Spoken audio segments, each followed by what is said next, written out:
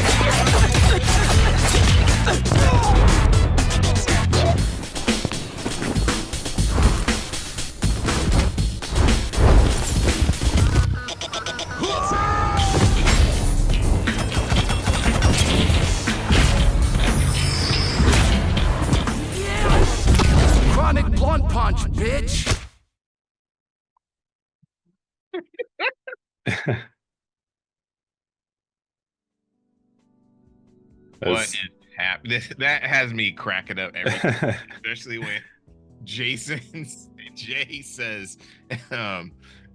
"Chronic Blunt Punch, bitch." I'm just like, it's.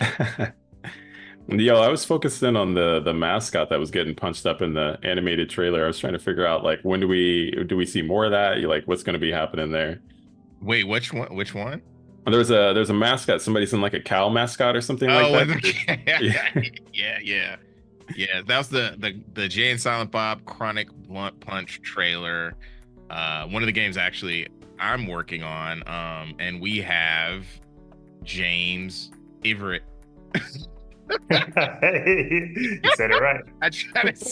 I try to make it as quick as possible so I could pronounce those syllables, consonants, and all them things. You know what I'm saying?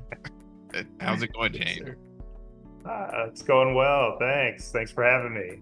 How are you guys doing? Thanks for jumping in. I mean, all those characters in that in the trailer are characters that you designed, which is pretty dope, you know. Do you want to kind of talk about like your role as a lead character artist and maybe where you got started? Sure. Well, the role was really kind of something that I aspired to and didn't know if it was in the cards for me in the long term. But um, when it presented itself, I was always made to feel like, hey, you can go big with your imagination, and we can always reel it in. And so I always felt like it was a role that let me be as creative as I really wanted to be, and that was one of the best parts of it. So um, throughout the whole process, I always had fun with it, and the goal is really to just make characters that looked believable in some way or another.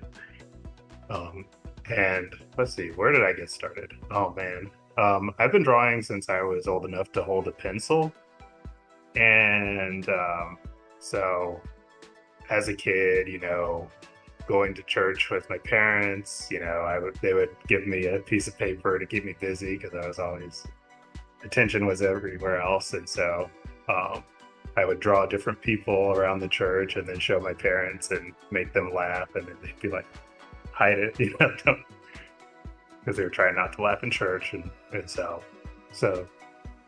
and fortunately, I had parents that always nurtured that artistic side, and they encouraged it. So that went all the way up through art school where you and I met, and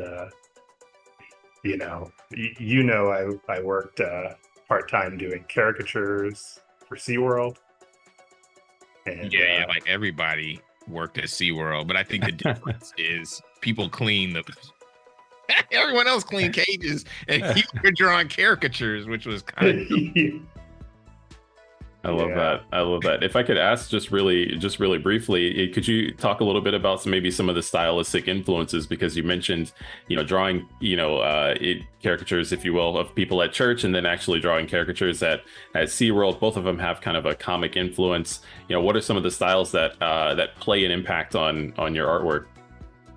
Oh man, I've always been inspired by just different people, and I've always kind of found sort of like a beauty in different features, different body sizes and styles and types, and different like facial features, and I would always be one of the people that Kind of put it lightly. To put it lightly, yeah. But it was like one of those things where it came naturally because you would observe something about somebody, so they'd be like, "Oh, Right. do you know Bernice?" And I'd be like, "Oh, the one with the small face," and they'd be like, "Oh yeah." I never noticed that, and it's like I get in trouble but for that all the time. Yeah, yes, that's hilarious. yeah, and so it's one of those things where it's like it always stuck with me, and those were the things that I noticed, which kind of lent itself to the caricature situation. And of course, growing up, our parents used to play Looney Tunes and like the Disney movies, and those all had really extreme character designs and like major exaggerations, and so that to me, along with that sort of comedic timing of the animation and everything, really made a huge impact on my style and Yeah. everything. Yeah. That's cool. How did you have any trouble kind of breaking out of doing so much caricature work when you started to design characters? Because it seems like it could be a habit after a while to make them look like the traditional caricatures that you would see in various, I don't know. I was gonna say carnivals. Well, You know what I mean? Because you worked at the zoo too. I worked at the zoo and I worked at the LA County Fair, so technically the carnival. I've been all over with the caricature, and I have all my fingers too. But yeah, but no, I did. I would say the caricatures I always kept kind of separate from the other art that I did, just because for me it was a job, and I had some friends that did caricatures as well, and they they encouraged me to keep doing it because they said, they really like my style or they like my approach to it. And so I always kind of kept that, in the repertoire. But with the character designs, I don't lean so heavily into it. I just kind of draw on like the principles of it. So like, you might see it in some of the characters that I design, facial proportions. They don't all look like the same character, or they don't look like they're all following the same formula. So, it definitely played a role in it. Right. That's really great. We saw a hint of some of the characters that are taking shape in the game. To what you can speak to, what are some of the highs and lows of working on character design? As far as like challenges that might come up or things that you're just really excited by doing. I think the lows. Let's start with the lows and finish with the highs. I think the lows would be. Sometimes you do have those like walls that you hit, those creative walls, and you're like trying to think, how can I make this different? And or did I already use this approach to this character? How do you make things varied enough to where they look like they're still in the same realm, but they don't look exactly the same. They don't look like reskins or cutouts of the same character. And so sometimes that can be a challenge, and just the pressure that you can put on yourself sometimes, that would be a low. But I think on the opposite side of that, the highs are just when you hit it and you get a really good character and you show it for the first time, and then everybody's laughing or they're like pointing out something that you like specifically put in there for that purpose. And it's just great when you really get a good character going. Yeah, the characters are ridiculous. Like we would be cracking up when looking at and just like coming up with ideas. Can you describe a few of the characters that we have in the game? They're all like pretty ridiculous, but yeah. So one of my she's still one of my favorites is Rascal Flaps. And she's like a really large woman on a scooter that tries to run you down. It's like a motorized scooter, and they, I was just kind of given the okay to get as ridiculous as possible, and she ended up being 80% woman and 20% scooter, and it worked out really well. And it was super funny, like a lot of secondary animation in that character. And yeah. And what else? The phone drones were fun to design too. The characters that are all like looking at their phones, and they kind of all fit in that same realm of they have that same like glossed over look on their face, and yeah, those were fun to design. So. Yeah. Now I imagine, because in the nature of the game, you have this ability to be able to like stretch the boundary on not only creating caricatures, but driving home jokes that might come with that. How, from a design perspective, do you balance things in a way where there's still, tasteful might be the right word here, but stretching it to the point where we know it's funny. We're here to have fun with it. Like I said in the beginning, I was always given the okay to go big, and so I would go as far as I could take it. Justin can attest to that. We would sometimes just go. There is sometimes we would have to be like, yo, Yeah.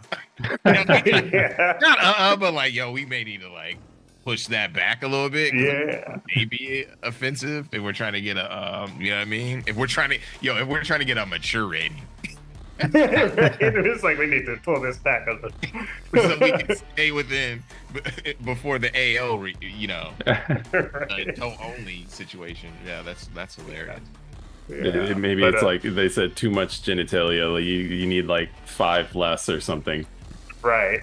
It's like, do they need that many nipples? Really? Yeah. But, so no, it was like go big and then you can dial it back, because sometimes it's harder to get something that's reserved to be pushed a little further, whereas like when you go big you can always pull it back a little, you can scale it back. So that was kind of the approach that we went with: go big or go home. And you were when you went to school, the Art Institute, you were in game design, right? I was. So you had to learn. You basically can you talk a little bit about how you learned how to you basically learned how to animate by yourself, right? Yeah. So the funny thing is, I initially went to that school wanting to go into animation, and the academic directors convinced me to go into game design. So I had all of one animation class while I was at the school, and I didn't do too well in that class.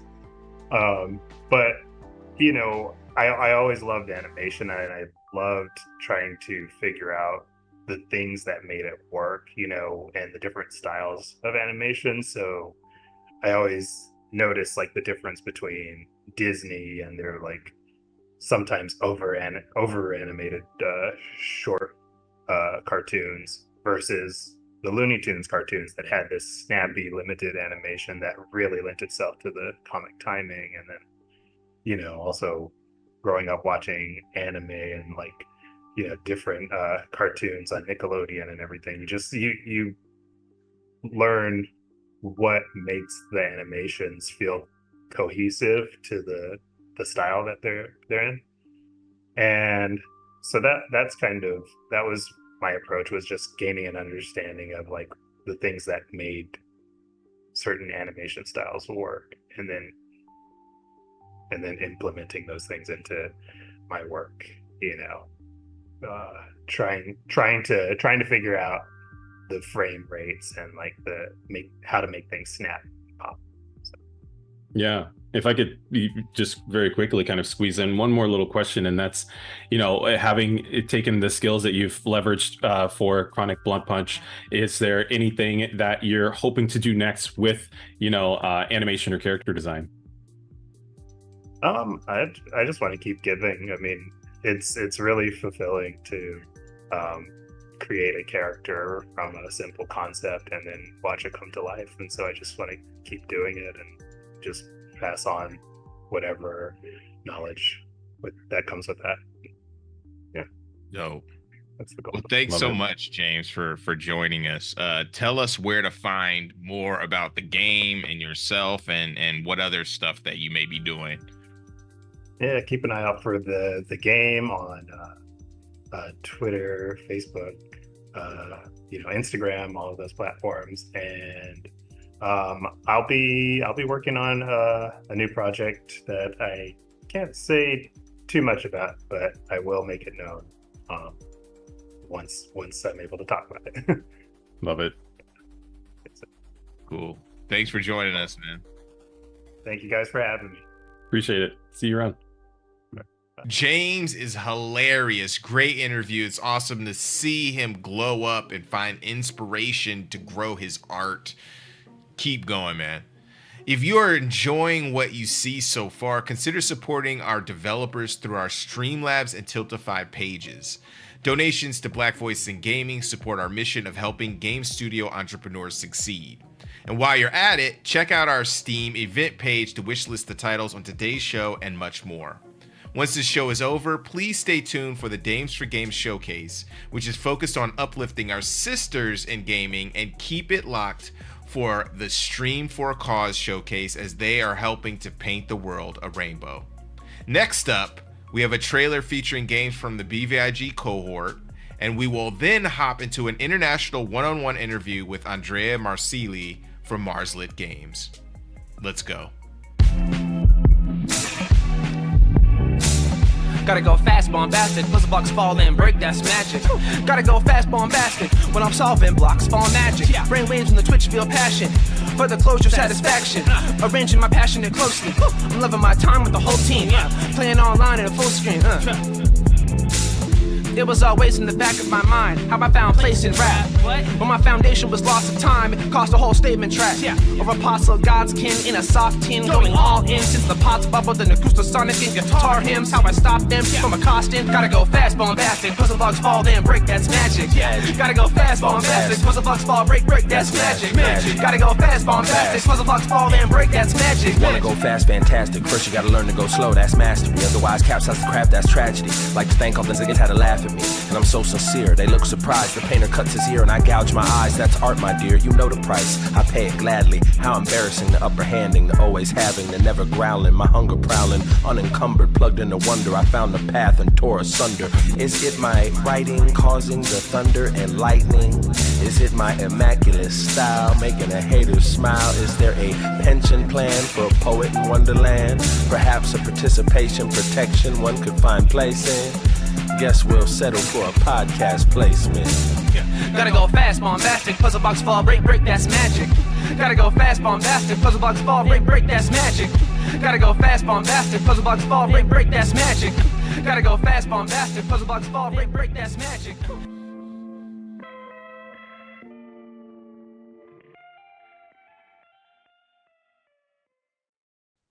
Welcome back, and this is so amazing. We're with Andrea Marsili, and hopefully I'm saying that correctly. You could correct me if I'm wrong. With Marslit Games, who is developing a really, really awesome game, Althea: The Wrath of a Fairy. Hey, Andrea, how are you doing? Fine, thanks, Justin. It's cool. I mean, you're all the way in Italy. I'm saying all the way. I know we're worldwide in this piece, but how is it in Italy as a Black developer? I know I'm jumping the gun. When I went to Italy, there wasn't a lot of Black folks there. I mean, I'm probably the only one, but I mean, it's fine. The indie scene is growing up, and things seems to go pretty well here, So I would say things are going fine for Black developer here. Let's say developer in general. There is not like a Black developer scene here. So let's say for indie developer, things are going pretty well here in Italy. Yes. That's cool. There's a lot of like indie developers. I don't want to say a lot. There's a few indie developers that I work with in Italy, and like they're always like very gracious and awesome to talk to and connect with, and always have really cool projects. How did you get started in game development? I mean, and with we, I mean me and my brother, because the whole Marslit game is just me and my brother. Started in the comics and book industry for a few years. We didn't really like it, and we've been gamer for our whole life. So one day I was like, let's try to make games. And my brother just said yes, and we tried to make games. I mean, I'm the programmer and writer part of the team, while my brother do everything that is graphical or artistic, because I can do any of that. So it was just like that. We've been working together basically for our whole life, So there is a great chemistry between me and my brother. So I mean, you wouldn't say Althea is a game made by just two people, Yeah. Is it just you, or do you have others? Yes, just me and my brother. Wow, that's crazy. Like the game, the game looks amazing. It looks so good. Yes, the animation, the writing, the programming, even the porting, everything is just me and my brother. We're going to pop some gameplay on the screen as we talk about it, but talk to us about Althea, The Wrath of a Fairy. It looks really, really dope.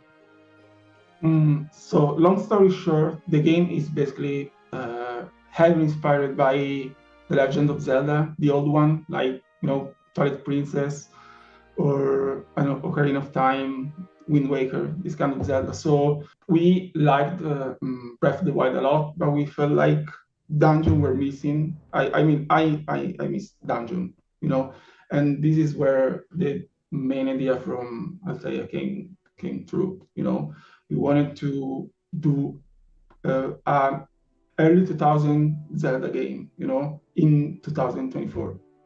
And also we took inspiration from a lot of anime because we are deep into the anime thing, So there is a lot of inspiration from Studio Ghibli and but even Evangelion. This is what we grew up with, At the deepest side of the game. I mean, the game is mainly gameplay and things to do. There is a lot to do, a lot to see, but we wanted to make a game where it's like those deep personal in the game, but where on the surface you see just basically a pure gameplay game with all of the deep meaning, because the game is mainly about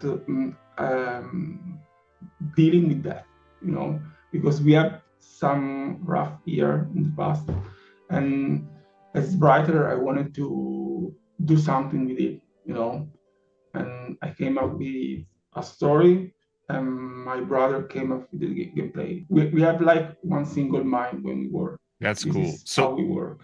can you give us a synopsis of the game and like kind of what like the character and that kind of thing? Yes, sure. So there are two main characters. There is Lily and Sadie. And Lily is just like Link, is a guardian. She has a sword and do guardian things. While Sadie is a monk and he use magic, is more of a thinking guy, use more his mind than his power. And together use both character to basically go through the game. You solve puzzles together. You live your journey together because they are both main characters. Both of them lost someone at the beginning of the game. They have to deal with it, and they have to learn from each other. They have to learn to cooperate. Your power became more powerful, and you became more cooperative while you advance through the game. The more you play, the more the relationship change. The more the relationship change, the more you can do in terms of gameplay. That's cool. So there's like immersive elements to it. As you're doing something, it opens up different pathways. Yes. As I said, like in the other Zelda, you get a new power and you get to explore new areas, that you couldn't explore before, or you go back to a dungeon because we have dungeon. You go back to a dungeon that you previously couldn't really fully explore, And now that you can use the new power you obtain to explore new areas in the said dungeon and learn more about the lore of the game and advance through to the story, Did you use real life elements to draw from when you were writing the story? What was the writing process like? I mean, the writing process is a huge mess because because you have to adapt to what's happening. Game development is not a straight line, and whoever is telling it is a straight line is lying. So I had the story at the beginning, and while I was developing, while we were creating, I changed bits and parts here and there. The core story is there, is 100% the same that it was the first day, but basically not say every day, but basically for the first half of the development, everything changed regularly, because you work on system, you work on the character, and you learn more on the character. Even while you write them, you think with their mind, and thinking with their mind, you learn more about them. So you want to change something in the story. So there is not a real writing process, as there is not a real normal development process. You have we don't make concept, we don't do anything in between the idea and the realization. I come up with an idea and my brother just visualize it in his mind, and it goes straight on creating it. That If I totally have makes sense. Yeah. yeah, I have a character. I read about this character, and my brother can see it how I imagine it, exactly how I imagine it. I don't know how that works, but it's like that. No, that totally makes sense. Are there like certain characteristics that you're drawing from like friends and family as you're developing the characters, or is it just like you have this idea of this character and like you want to make this specific idea and character come to life? There is a little bit of us in the character, not really families, but mainly me and my brother in the character. Not people I know, but it's a way. Writing is a way of dealing with what happened to me. Mainly to me because I'm the brother. But what happened to me also happened to my family and my brother because we're all together. So both characters are just a mirror of me. Yes, a mirror of me. Let's say that. That's cool. Does it draw from like as you like how you were getting to your family was getting to Italy? Or I know earlier before we even jumped on, you were talking about how your family left Somalia, right? Yes. I mean, my father was from Italy, but no, it's not really. There's not really that. No. But there is, as I said, there is a lot about my past. Like my past 10 years are probably, there is a lot there, a lot, really, like a lot. I don't want to spoil anything because if I say something, I'm gonna spoil something in the game. So I don't really want to say too much. But yes, there is definitely a lot about my past, my life, and everything. Even it doesn't look like a game, this heavy story game where there is the developer that put all his life inside the game and you can clearly see it. You really need to understand it. Previously I said that one of the inspiration was Evangelion, and Hideaki Anno put a lot of him inside the anime, and if you just saw it you can grasp it, but if you really pay attention, you can see what he was going through and his life and idea in his creation. And I want to do the same thing. I won't manage to do it, but this is the idea, let's say. That's cool. I think just, people are interested in, indie creators because they're putting so much personality into the game. So it's like, it's comforting to see that you're coming from a place of just, pure passion and how you're putting this together. What has been the journey like as you've been developing the game? Like, how long have you been making the game? What has been your path to almost completion? Like hell on earth, it was tough. It's tough. And we've been through a lot of nice, good moments, a lot more of bad moments. But as of the game, as of the writing process, we try to use everything that happened to us and put it in the game. Even if we've been through a lot of bad time, now we are close to finish the game. We are pretty satisfied to how it's coming out, and the whole process, the whole journey was, I don't know, at this moment, something I wouldn't do again, but I know that as soon as I finish this game, I'm going to jump right into the next one, So you're glad. I don't know if I hate myself or is something I think wrong about me, but it's like that, No, I feel you. I mean, I'm as a developer myself, I'm the same thing. I feel it's like a glutton for punishment, as they say, where I'm like, it's painful sometimes, but it's a journey. Like it's a very interesting. There's a lot of twists and turns, and at the end of the day, you've created something. So, congratulations for getting this far. You know what I mean? And like making something that's like it's very impressive. Yeah, that's cool. It's great that you're able to also express that. Are what are some of the trials and tribulations that you've had? Like, can you just name maybe one that other developers may go through? So the main thing about this is going to be like taking it from far, far, far, but this main thing about this whole industry and then is that the people making the game are not the people taking the decision.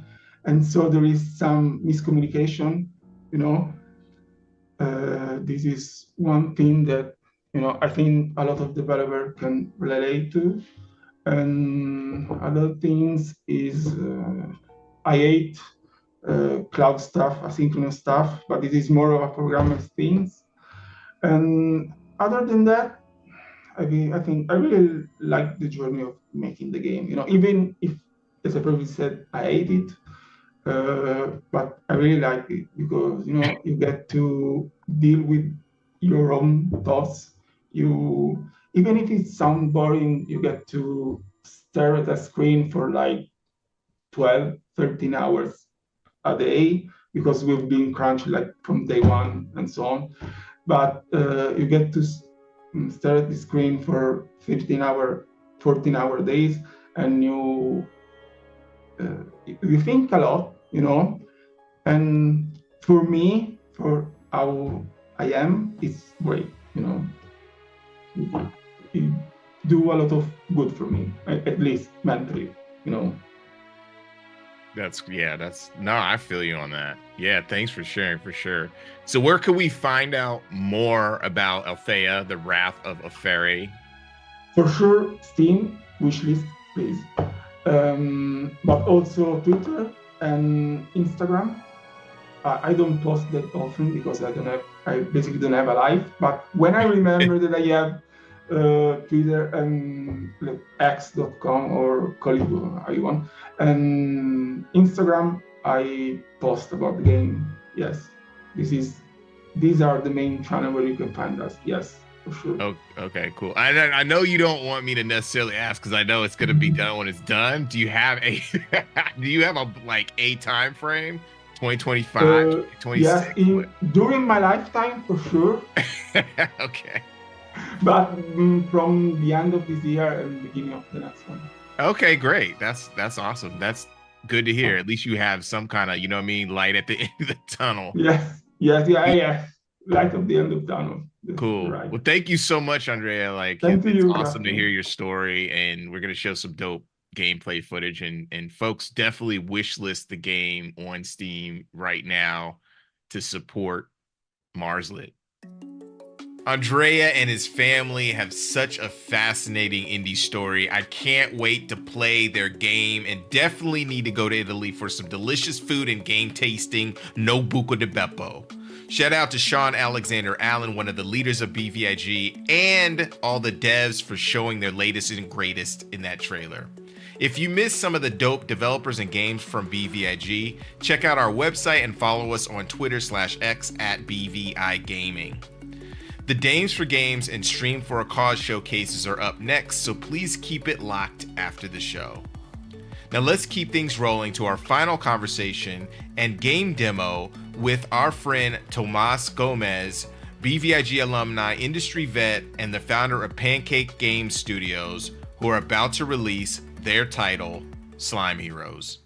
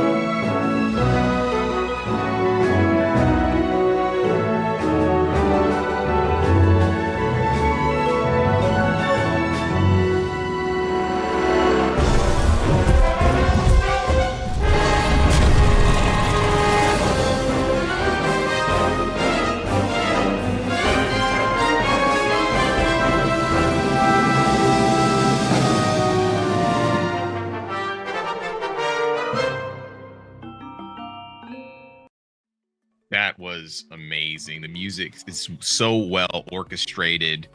We got Tomas Gomez here chilling with us, an alumni of BVIG. That's right. BGDF. Like, we connected during the Guerrilla Collective of 2021, I think, like at that time. But yeah, let's bring him in. Yeah, really excited to have you here. Slime Heroes looks so sick. It's just progressed so well. It sounds great. Like, the action looks great. The transformations are so slick. It's so cool to see the progression.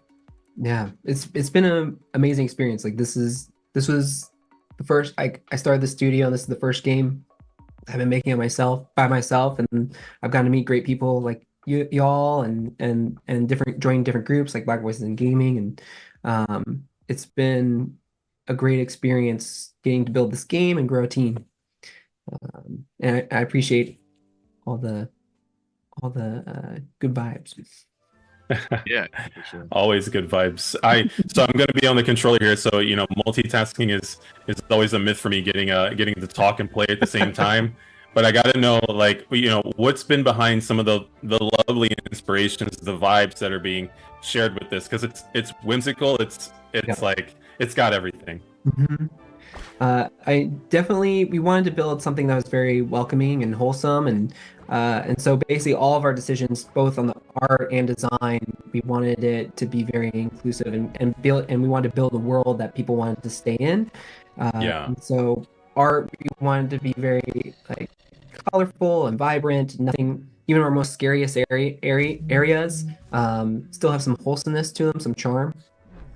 And then within the design itself, like even though this is like an action game, like we are trying to build stuff to where like you're never, for example, you're never killing an enemy, you're saving them and doing the thing where you like remove the corruption, little creatures pop out and stuff like that. So we just try to add as much wholesome and charm as possible into this game. Yeah, it's definitely felt. Though I don't know if I saved the one creature that I knocked off the cliff a moment ago. They might have a hard time getting back to me. Oh, no, they're fine. I'm putting faith in you. Yeah, It's very cinematic. I mean, it looks like to the stature of a AAA game, really. Thank you. AAA game, which is very impressive. And the music, it sounds like you actually hired a classical orchestra. So, but I'm, you know what I mean? I'm maybe I'm like fronting a little bit, but how did that happen? Like, how did you come up? Yeah, so we were really lucky. I think this was the first hire for the studio. I was by myself. I was like on Twitter trying to post as much as possible, like build that following. And then this person reached out to me. I'd done this post showing off one of our biomes, the cave biome, and they reached out to me and basically took the tweet that I'd done of a video of the cave area and did music to it. And wow. their name is James Lawrence, and it's actually their intro into the video game industry. So this is the first game they've worked on, but they did fantastic in that little clip. And I reached back out to them like, this is great. Do you want to do the actual music for the game? And so, and we've been working ever since. And they were the first people. They were the second person to come onto the project and help out on Slime Heroes. It's amazing to hear how your title has really created an influence and impact on somebody to want to provide some music at that capacity and fundamentally support the tone and vision for the game. What else is ahead in that vision for players? What are they intending to experience, and where does this world take them to? Yeah, so like this is definitely like a huge world. There's lots of different areas to explore. The main mechanic for your character, as a slime, you can actually absorb the skills that you see that the enemies are using. And so you're kind of exploring, finding different enemies, taking their skills, and then combining those into brand new skills. And so there's like almost like a Kirby-esque to it where you're taking the enemy skill, but then you can mix and match them and build brand new ones. Wow. And then, there's just tons of exploration. We have done a bunch of biomes. There's going to be lots of boss fights, which will be the hardest combat in the game. There will be more cinematics, more great music, and a story that we've been developing for a while now that we're pretty excited to share. Yeah. What made you I know you kind of talked about this in the beginning, but slimes, like what fascinates you about slimes? So It's all some Barbara Walters stuff, but it's not at all. I mean, it's like not, this it's is like not gonna be that deep, appropriate son. for the stream. No. No. It's like when this. So I was by myself, like first figuring out this game idea, and I was trying to like figure out. So there's two real reasons why we went with slimes, and one was I wanted to find a character that could be charming, that players could associate with and understand. And slimes are one of the monsters that you commonly see. I think anyone who's played any type of mostly fantasy game, like they've probably seen a slime and they know that type of monster. And so Right. something that's kind of relatable that people understand. And then we also wanted to tell a story. So like the overarching story here is actually we're trying to tell a story of a race that got oppressed, and basically the world doesn't view them as something that is beneficial to this world. And so you'll see a lot of interactions with different NPCs and how they view slimes in this world. And Okay. basically your perseverance and wanting to help this world kind of alleviate or helps that viewpoint on you and show that you're actually this thing that seemed useless to the world actually can be a hero. So what happened to that character right there? It was so cute, and then it turned into this like actually look cool looking villain. It was a very cool transition. Yeah, Yeah. it looked pretty badass. So yeah, so like I said, like all the creatures. So every monster that you're fighting, you're actually trying to remove that corruption and save them. So Yeah. right now you're in the cave biome, so all the creatures that you're saving here are this race called the Wiggles. And every biome, the next biome after this will be forest. There's this there's this own race here called the Boti, and you'll be saving them. And as you save more and more of them, they'll actually help you in an adventure and giving you like equipment and stuff like that to use later.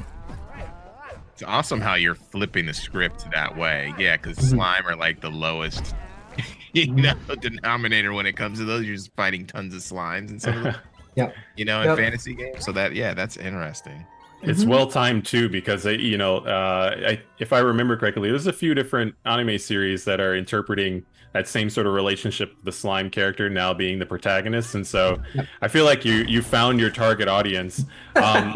One of the things that I want to comment on. Oh, sorry, please go ahead. Oh no, yeah, we're definitely there's a handful of those animes out now, and then we've noticed we correlate very well with that. Which Yeah, it's definitely felt. Having the opportunity to play this directly, I've discovered a handful of combat moves. I'm changing into a fist and an anvil. You've played so much into the characterization of like how much personality a slime could have, which is again just really charming. Could you expand a little bit more about the combat? I've gathered weapons. I have different combat moves and things. Yes. So the main push and pull is so you have three skills that you can customize and build to whatever you want. So, for example, for that, like early on in this area, you can get two skills: a projectile and a whirlwind. And so the whirlwind will pull enemies towards it. Projectile is a pretty basic projectile. It shoots a single projectile in front of you along a path. You can combine them. So if you do like a projectile whirlwind, you can actually have a whirlwind that shoots it and then is actually a projectile that's moving along the path and pulling enemies to it along its way. And then if you do it the other way, you can have a projectile that's now spinning around you. And so that's like a core system to the combat. And then every time you use a skill, you're actually using part of that blue bar. And so you'll use skills, that'll empty out, and the only way to refill that is to get melee hits in. And so there'll be a bunch of different melee weapons you can get, hopefully, and then ideally every person can find a melee weapon that matches their playstyle. And you'll be using melee weapons to fill back up that bar. So there's a nice push and pull of like using your magic skills, then getting in there, doing a couple melee hits, doing magic, and going back and forth. And then there'll be some ultimate skills you can get later on in the game after defeating bosses that you'll be able to use. These very big, impressive skills.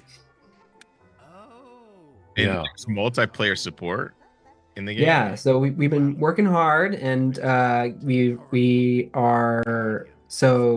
have a demo that people can play right now, single player. They can also play online, so they can play with a friend. It's two people, but you can enjoy the entire experience together. From right after creating your character, you can join each other and play from the tutorial all the way to the end credit screen. We wanted to, I think as a studio, we want to build games where people can share experiences with each other. And that was something that was important to me. And so, yeah, so this game you can play with a friend or a family member through the whole thing. That's lovely. You didn't mention voice acting. We have I was supposed to voiceover say that as too. well. Like, Yeah. when I pulled up on this character, he started talking and it's wonderful. So like, yeah, would love to hear more about that too. Yeah, like we have voice acting for almost all the characters. I think the only characters that don't have voice acting are the little creatures you save in the biomes, but all of our NPCs, the bosses, have voice acting. We thought that was really important to add that charm and character and personality to at least the core cast. Mhm. And so yeah, so there's VO through the entire game. Yeah, it's like all of the nuance to the idle animations, just from the characters, it's so seamless. How do you view the characterization of the animation? Like, how did you go about like establishing what you wanted the game to feel like? So we definitely early on we were trying to figure out what were some things that we could do as a slime as a main character. Like what were some unique things that we could do there, and so we were like exploring a bunch, and it's like you'll see the slime character just in their idle animation, like they'll occasionally wave to the player, trying to create that bond with the player, and they'll turn themselves into a hand. Yeah. Also it was pointed out that during combat, if you do a jump attack, they'll turn into like an anvil or anything. We just wanted to utilize. We have a character that's this amorphous thing that can change shape, and so we wanted to really utilize that. That was cool. You turned to a fist right there. It did. I saw the boot. I'm like, I'm gonna be a boot all day. There's also like hats out there where you can personalize your slime, and so you'll actually change the silhouette of your slimes kind of person. That's fun. Anywhere from like, what is it?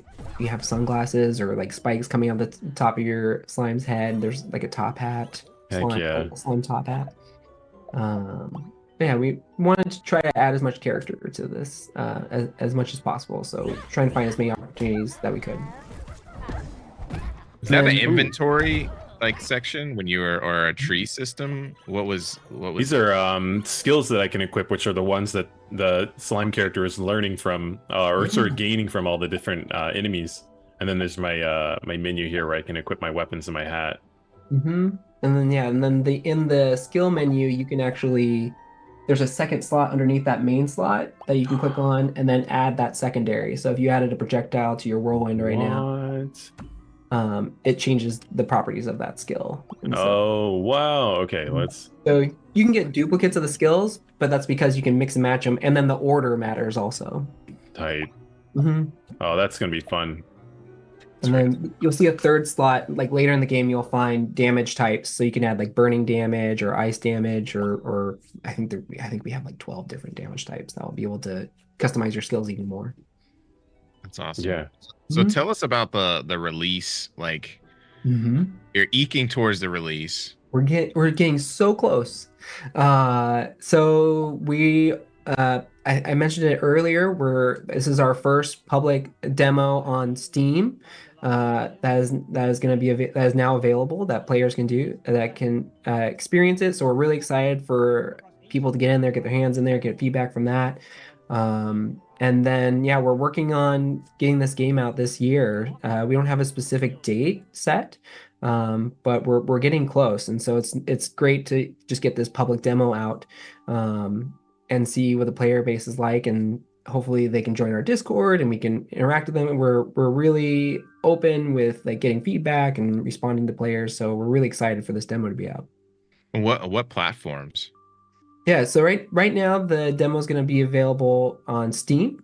We are developing the game for multiple platforms. Right now, we've only announced Xbox for sure when we initially launch, but we are looking at other platforms potentially. That's awesome. But this demo will be on Steam. The game looks really dope. The progression of it is so awesome, and it's great to see that you've built a team that can put together something that is this exquisite. You know what I'm saying? The team's been great. Like we're a small team. We're 7 now, but a lot of them are like first time in the industry, and they're just really passionate and want to like. There's just as much excited for Slime Heroes as I am. So like it's been great being able to work with all of them. Awesome. Making new heroes out of Slime Heroes. Dude, yeah, that's great. So where can we find out more about the game? Pancake Game Studios, which I love the name. I would have named it Flapjacks, you know what I'm saying? Just to add levity to it, but I'm just I'm getting hungry.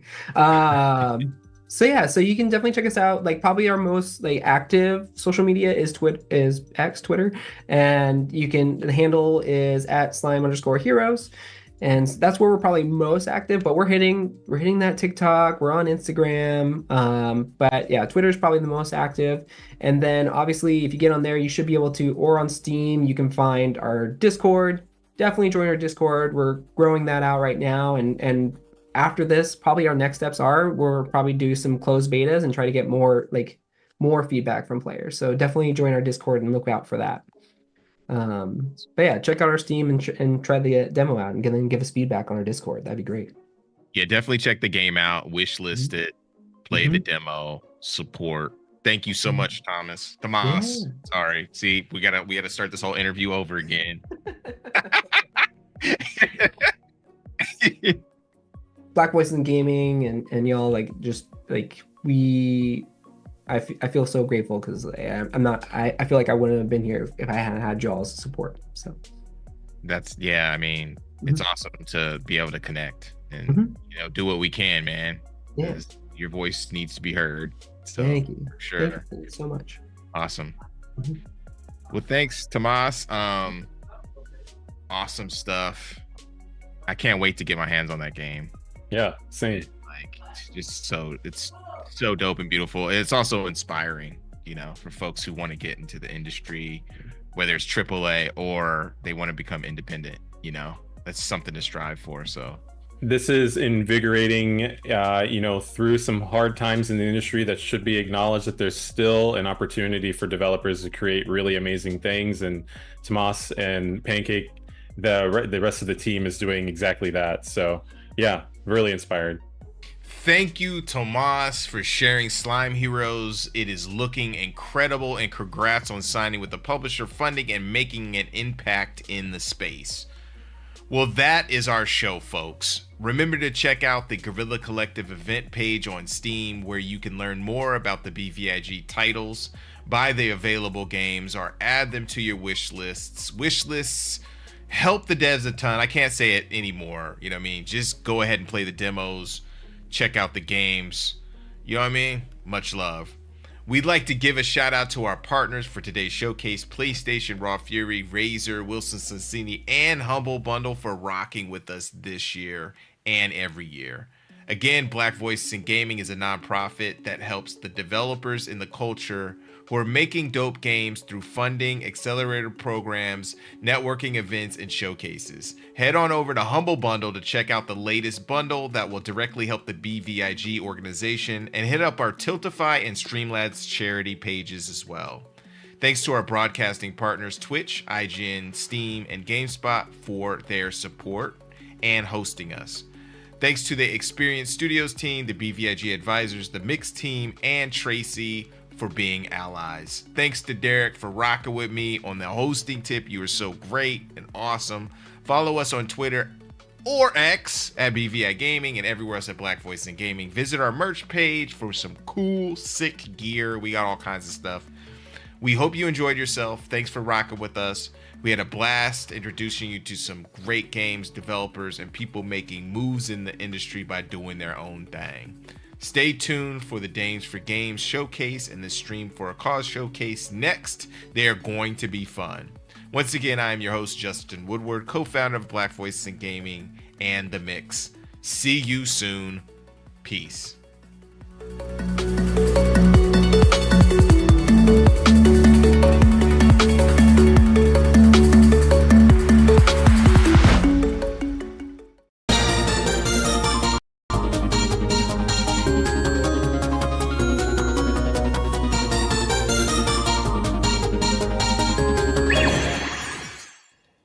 Hey guys, welcome back to Dames for Games. This is our summer showcase and we are so excited to be here.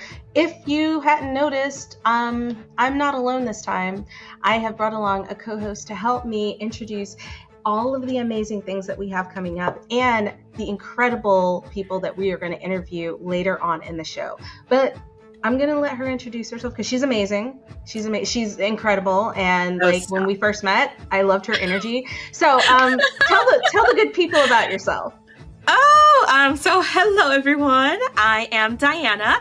I am based currently in Austin, Texas, but I'm originally from the Bronx, so excuse me.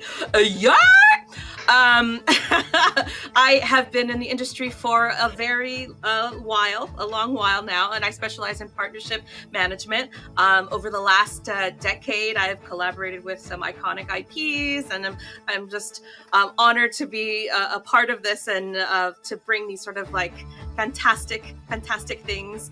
When I'm not chasing people down for their JIRAs, I am also either debating, movies and TV. You can catch me strategizing, and running some D&D games. I am super excited to be here, and I am so honored. And thank you so much for having me here.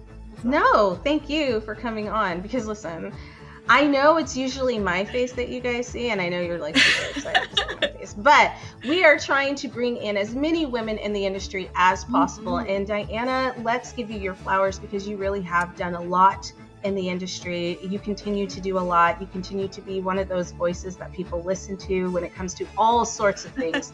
So thank you for coming on and helping me host this special showcase, because if you guys don't know, we're kind of in a block of diversity, inclusivity, all of those things.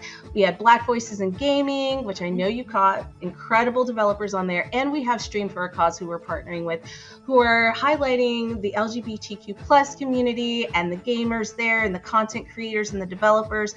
So we're kind of like just taking over, right? Yes. We're just, today is the day. So, honestly. Yeah, right? Today is the day. Watch out. Okay, like we're coming for you in a positive way. Those weren't fighting words. We also want to thank our partners who have helped. This is gonna. It's a great start already. It's a great start already. But I wanted to thank some of our partners who have helped us in the past and continue to help us. Basically help this platform flourish, and that's Twitch, that's Steam, that's IGN. You guys are just, I don't know, you've done so much. And GameSpot. Don't let me forget GameSpot. Mm-hmm. I also wanted to give a special shout out to the people who have given us money for all of our showcases. HeroCraft, y'all are the heroes of my heart. Mm-hmm. Steady. Mm-hmm. And Indie.io, formerly known as Freedom Games. Indie.io, oh my God. You don't understand how big of a deal this is. Like, we wanted to call it Indie.io, but then I was like, no, we need to put that dot in there. You know what I'm saying? Yeah. And then I slipped up and didn't do it. But Indie.io, formerly known as Freedom Games, continues to be one of our biggest supporters. So thank you guys. Now, I could go on, and I always say this, but I won't. I'm just going to let the developers speak for themselves. So the first one up is HeroCraft. They created a very special video to showcase some of the women who work in their developing team, and then it's going to be followed by a lot of other developers. So stay tuned and enjoy the show. We will be back soon, won't we, Diana? It's going to be fantastic. This is going to be great. I'm going to go get some taquitos and some food, and then we'll be back. I'll share. I'm going to do the same thing. I'll be right back too. Okay. Hi everyone, my name is Jillian. I'm a social media specialist working in the tech industry, as well as the social media manager for Dames for Games. My gaming journey started when I first picked up the Game Boy to play Pokemon Red, And since then, my passion for gaming has become such a big part of my life, and it's where I've been able to meet some lifelong friends. Gaming is truly for everyone, which is why I'm super excited to shout out one of our sponsors for this showcase, HeroCraft PC, who through their help we've been able to really organize these showcases to amplify all the amazing women developers and gamers in the gaming industry and community as a whole.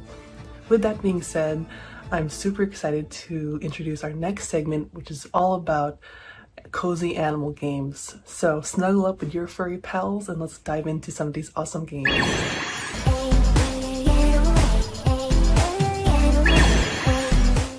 Hey Games for Gays, this is HeroCraft PC and my name is... Not important. Hey Games for Games by HeroCraft PC, the publisher with the latest type and a women's perspective on marketing, as 100% of our marketing is made by dames. Damn, we do a full cycle of it, including PR, influencer marketing, event participation, or getting in touch with our players, keeping our communities running, and gathering feedback.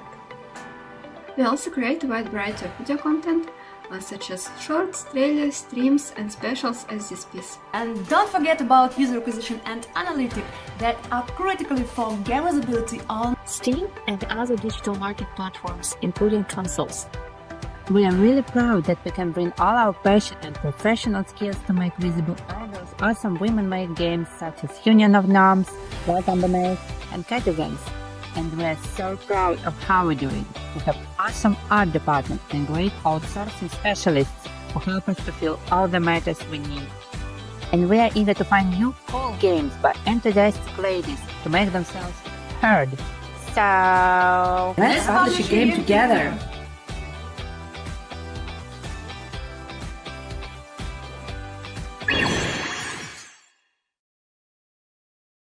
Hello, Dames for Games.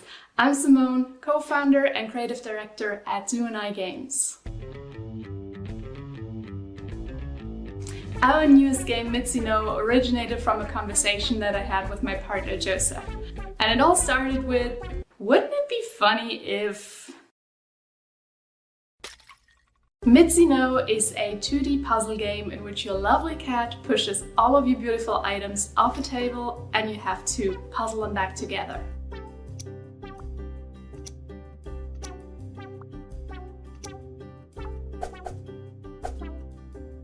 Since we are a super small team, I am basically in charge of all of the art. This includes designing all of the items, making animations, designing the UI, and even beautifying effects. With Mitzi No, we want to create a fun, cozy, and low-stakes puzzle experience. It's mainly a game for just de-stressing and winding down. Most of the puzzles can be solved by paying attention to the colors, patterns, and gradients, just like you would in a traditional jigsaw puzzle. However, for those who want a more challenging experience, we've also started creating monochrome puzzles, where you have to focus more on the shape of the puzzle pieces and how the silhouettes fit together. So if any of that sounds appealing to you, please wishlist the game on Steam and support us when it comes out. Thank you! Hi there, my name is Ali and I'm one of the co-founders of Little Arrow Games and producer of Manita's Kitchen. As a producer, my role involves to keep everyone in synchronize, ensure everyone achieves their targets and deadlines, and of course make sure that everyone is on the same page through the development. And of course, one of the most important tasks, keep everyone alive and happy. But before we talk about our project, we need to discuss something first. Pizza. Which one is your favorite? My favorite is barbecue. It's just a classic, it works every time. Can you guess which will be our main character favorite pizza? Now let me introduce you to our latest creation, Manita's Kitchen. In this delightful cooking adventure, you'll step into the shoes of Trexito, a T-Rex with a passion for pizza. But there is a twist. Those tiny arms aren't exactly ideal for kneading pizza dough. That's where you come in. Assemble a team of dinosaurs with unique skills to form the ultimate kitchen brigade, all while navigating the challenges of running a restaurant under the eye of a rather grumpy and really tiny boss. But beware, the pressure of managing a restaurant can be overwhelming, especially for Trexito. Keep a close eye on their stress levels or they might just pass out. We have poured our hearts and souls into this wild and wacky project, and we hope you'll have as much fun playing and helping Trexito as we did bringing this crazy concept to life. Hi, my name is Celia and I'm the lead 3D artist and community manager at Little Arrow Games, and my favorite pizza is the Bianca. It's a pleasure to be able to work with a team as diverse as ours, and to have been able to reflect that diversity in our dinosaurs. During the almost 2 years of development of Manita's Kitchen, we've encountered many problems and changes.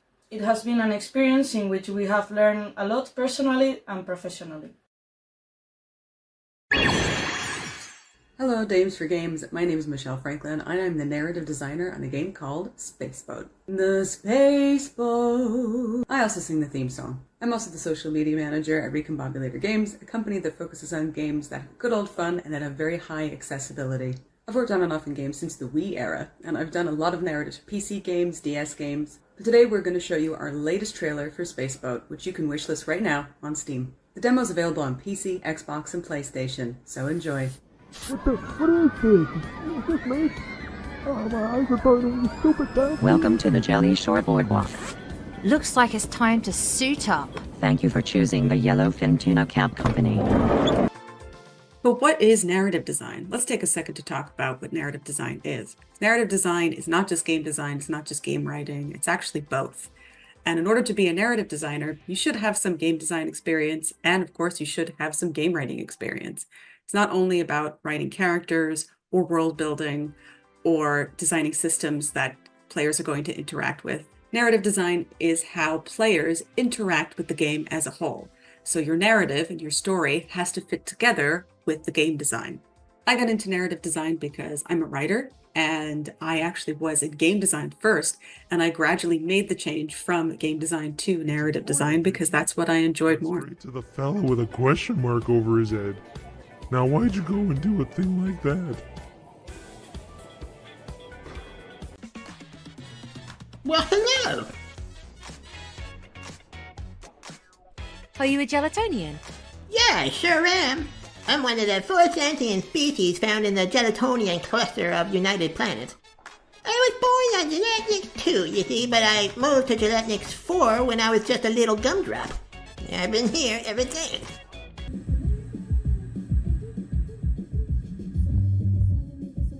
Hey! That's me! How is this possible? We're not you, we're us. Why do you follow us? Us? What do you mean, us? There are only 2 of us here, and you can't just run around looking like me. Hey, is that my suitcase? Be more careful!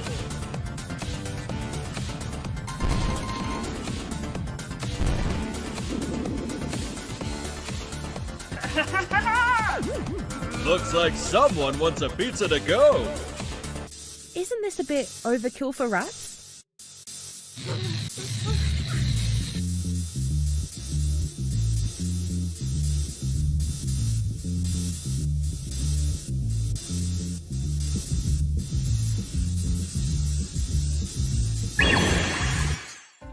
Hello, Dames for Games. I'm Shondine Yazzie Woodward. I'm a co-founder and art director at Subliminal Gaming, and we're working on Button City Soccer Days. Button City Soccer Days is our follow-up to the game Button City about cute animals playing soccer. You'll play an arcade-style soccer game with fun physics and follow the original Button City crew through a tournament arc. In the story mode, you'll plan your days between games, make new rivals and friends, and explore a diorama town. I worked on the art direction in the game. Even though the art style is low poly and looks simple, I put great care into enhancing the world with little details to bring the game to life. Things like the color palette for the world was carefully thought through, and small imperfections were introduced to the 3D models so they felt more organic. I hope you enjoy Button City Soccer Days. My name is Valentina Haas, and I'm a 3D artist on Button City Soccer Days. Working on such a small team, the work I do changes frequently from week to week and even day to day. Sometimes I'll be making concept art, sometimes I'll be modeling soccer props, fields, and accessories, And sometimes I'll even be adding effects to juice up the soccer gameplay. And sometimes I get to make fun stuff like emotes and stickers for our Discord server as well. My biggest task in the game so far has definitely been designing and modeling the stadiums. Since these environments are so big and vast compared to the little diorama levels of Button City, trying to balance the level of detail while still maintaining a sense of scale and maintaining our cute low poly art style has been an interesting challenge. I hope players who enjoyed Button City are excited to return to our little world and its characters with this new soccer twist.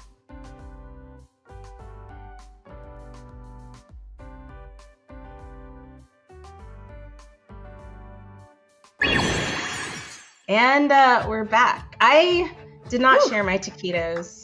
I'm sorry, but they were quite delicious. If you were watching waiting the for them to showcase- be delivered. I'm not gonna lie. I'm so sorry. They were really, really good though. They're really good.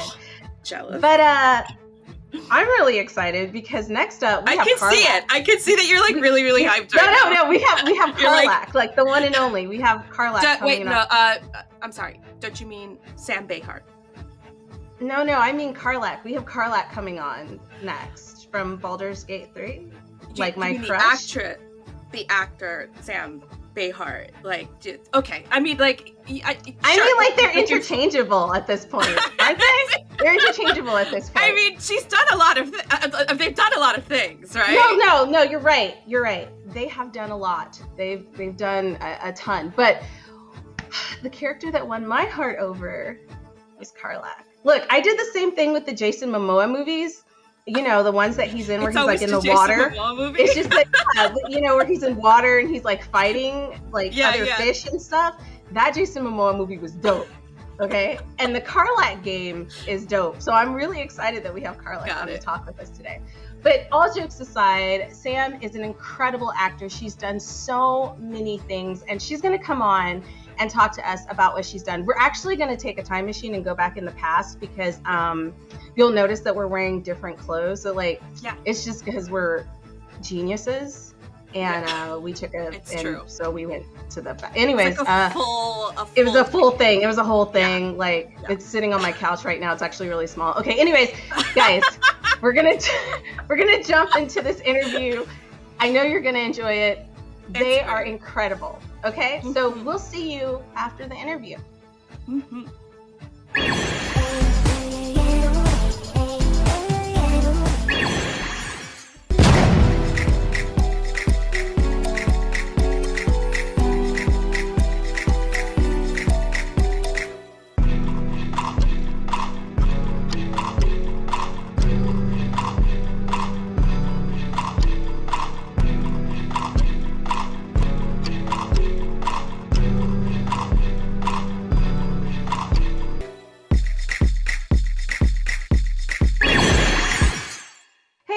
Welcome back. I'm super excited because this is going to be our interview with the wonderful, the talented, the amazing Sam Behart. Thank you so much, Sam, for coming on and spending some time with us. Like, this is a dream come true, guys. Listen, I'm just going to tell you a little bit of the story, and I promise I'm not going to take up a ton of your time. So what had happened was we were at the DICE Awards, and she came up and she was talking. I think you were with someone. I can't remember who exactly you were with, but you were talking and they were like, yeah, like, this is the voice actor behind Karlach. And I like lost my shit. Completely lost it. And like, and a friendship happened. I will second that. I did witness this. I was a second witness. And I immediately was like, oh, jeez. I can only apologize. Sorry. Karlach is one of my favorite characters. Listen, as soon as I saw her in, this is just a random story, and I know I said I wasn't going to talk very much. I immediately thought, I was like, this voice actor is Black, because I feel like this is sister. Like, I feel this deep in my soul. And then when I saw you, I was still like, nah, I still feel it. She's still like. Well, my mum's Jamaican, so see, it counts. I knew it counts. It totally counts. Super side story, but I'm just saying, I felt like this like connection to you, and I was like, it was just, and it came through your character, and I know a ton of people are super excited to hear about your journey and your story. So I'm gonna pass the microphone over to you and let you like Just tell us about it. Tell us about the whole thing. So we haven't got forever, right? So I've got to get through this quite quickly. It's a long story, but I always like stories. I did a literature degree. During the literature degree, I did a Shakespeare module. I finally understood what that was about, and I wanted to get into that side of storytelling after that. I wanted to be an actor after that, and I'd gone to Saturday classes in dance, singing, and acting, but didn't really understand acting, because I think when you're 8, 9, 10, right, it's just a load of kids yelling at each other. I don't understand. But then I did. I saw the Shakespeare and I fell in love with the text, and that was sort of it. And I'd been doing some amateur bits and bobs, but I knew that I needed something. I'm just not from that background. I didn't know the way in, so it took a little time. And I did something called The Hitchhiker's Guide to the Galaxy for Radio 4 when they adapted the third, fourth, and fifth books after Douglas Adams had passed. And I was very lucky. I got in right at the end, kind of like Indiana Jones's hat being pulled out from. I felt like the hat because I played the main character's daughter in the last book. So that's incredible. Cool. And then since then, we did a live tour together as well, about, say, 12 years ago now. And so that was the story to dine out on, but I still didn't think I was a particularly good actor, and I wanted to be a good all-rounder. And in the UK, most of us train in the sort of Shakespearean theatre training, and the idea is that should allow you to do anything. So the two things I didn't train in were audio and games, and that's what I've done. Pretty almost exclusively. I've done some theatre as well, but so I there's a reason I'm about to brag. It will become apparent very quickly. I got into every drama school I auditioned for. They wanted me everywhere, but when I got out the other end, commercially, not a sausage. No one was interested. What I was told repeatedly in different ways was that I didn't look British. I didn't look like I was from London, which I don't know what to do with, because it's like, have you been to the major world Isn't cities? it like basically like a melting pot though? There are all kinds of cultures there. In that aspect. Yeah. So, but that tells you who's making those decisions. doesn't it? Yeah. And men, you'll love this when they're feeling. Well, I think the key what you said was commercial. Like you said, the commercial part. That was. Yeah. And funny enough, I see go. myself in commercials when they're trying to hit lots of regions at the same time. Right? And sci-fi. Sci-fi existed, but when they were trying to be really helpful, they would suggest I pass for something I wasn't. So it was like Spanish, maybe East Asian. I mean, two people couldn't decide, and I thought the ambiguity would be helpful. Maybe I grew up on a lot of American stuff where I thought, yeah, this is great, I can do. Nuh-uh, not in the UK. So I had a really tough problem getting started, but I had that amazing audio credit, and I kind of got back in. I've always been into sci-fi and fantasy anyway, and funnily enough, in sci-fi and fantasy audio, they don't care what you look like. It doesn't matter. And even like gender-wise, because I'm non-binary, if you're playing a woman who is kind of action-based, you're gender non-conforming anyway. So it's been a very safe place for me. I feel that I've been employed on merit, believe it or not. And I've been playing games for a long time. I just didn't really know how they were made. We'll get to this in a bit, I imagine. That's kind of why that crusade is happening. The games appeared. I was playing them. I didn't really know. I didn't really get the idea that I could maybe hop across. And audio and games are so related, but the industries aren't. And gaming, unlike the others, doesn't have gatekeepers. So on the one hand, there's no one keeping you out, but there's also no one remembering you for the next job. So, you're knocking on doors, talking to devs all the time. But yeah, I did just try and take you up to today. I did get an indie game called The Excavation of Hobbs Barrow, and that was noticed. That was it. That was a good lead role for me, and people saw it. And someone from Larian, when Twitter was working and it hadn't been taken over yet, I could see things in order that they'd been written in, and there weren't porn bots everywhere. It was very clear. And I just started noticing a couple of people were just, very, very kindly kept tweeting about it. And one of them was from Larian. So I slid into those DMs and said, hey, that's what you gotta do. That's how you do it. There's a significantly large role, because you've got to be careful what you wish for. If I'd just gone like, if there's a role, I would have got a tiny role. Yeah. So I said, if there's a, good significant role, because obviously it's done. You're years into this, obviously you're done. Please let me audition. And that was it really. And there's a whole, if you want to get into the casting, we can do that. But it took 2 years and 3 people to get me that role. Let's put it that way. I've been dancing around on the outside of it for a while. And Hobbs Barrow is kind of what got me in. And then, the rest is history. But, I've been waiting all this time to do it. And why it relates to theatre and everything, of course, is because you're in a mocap suit.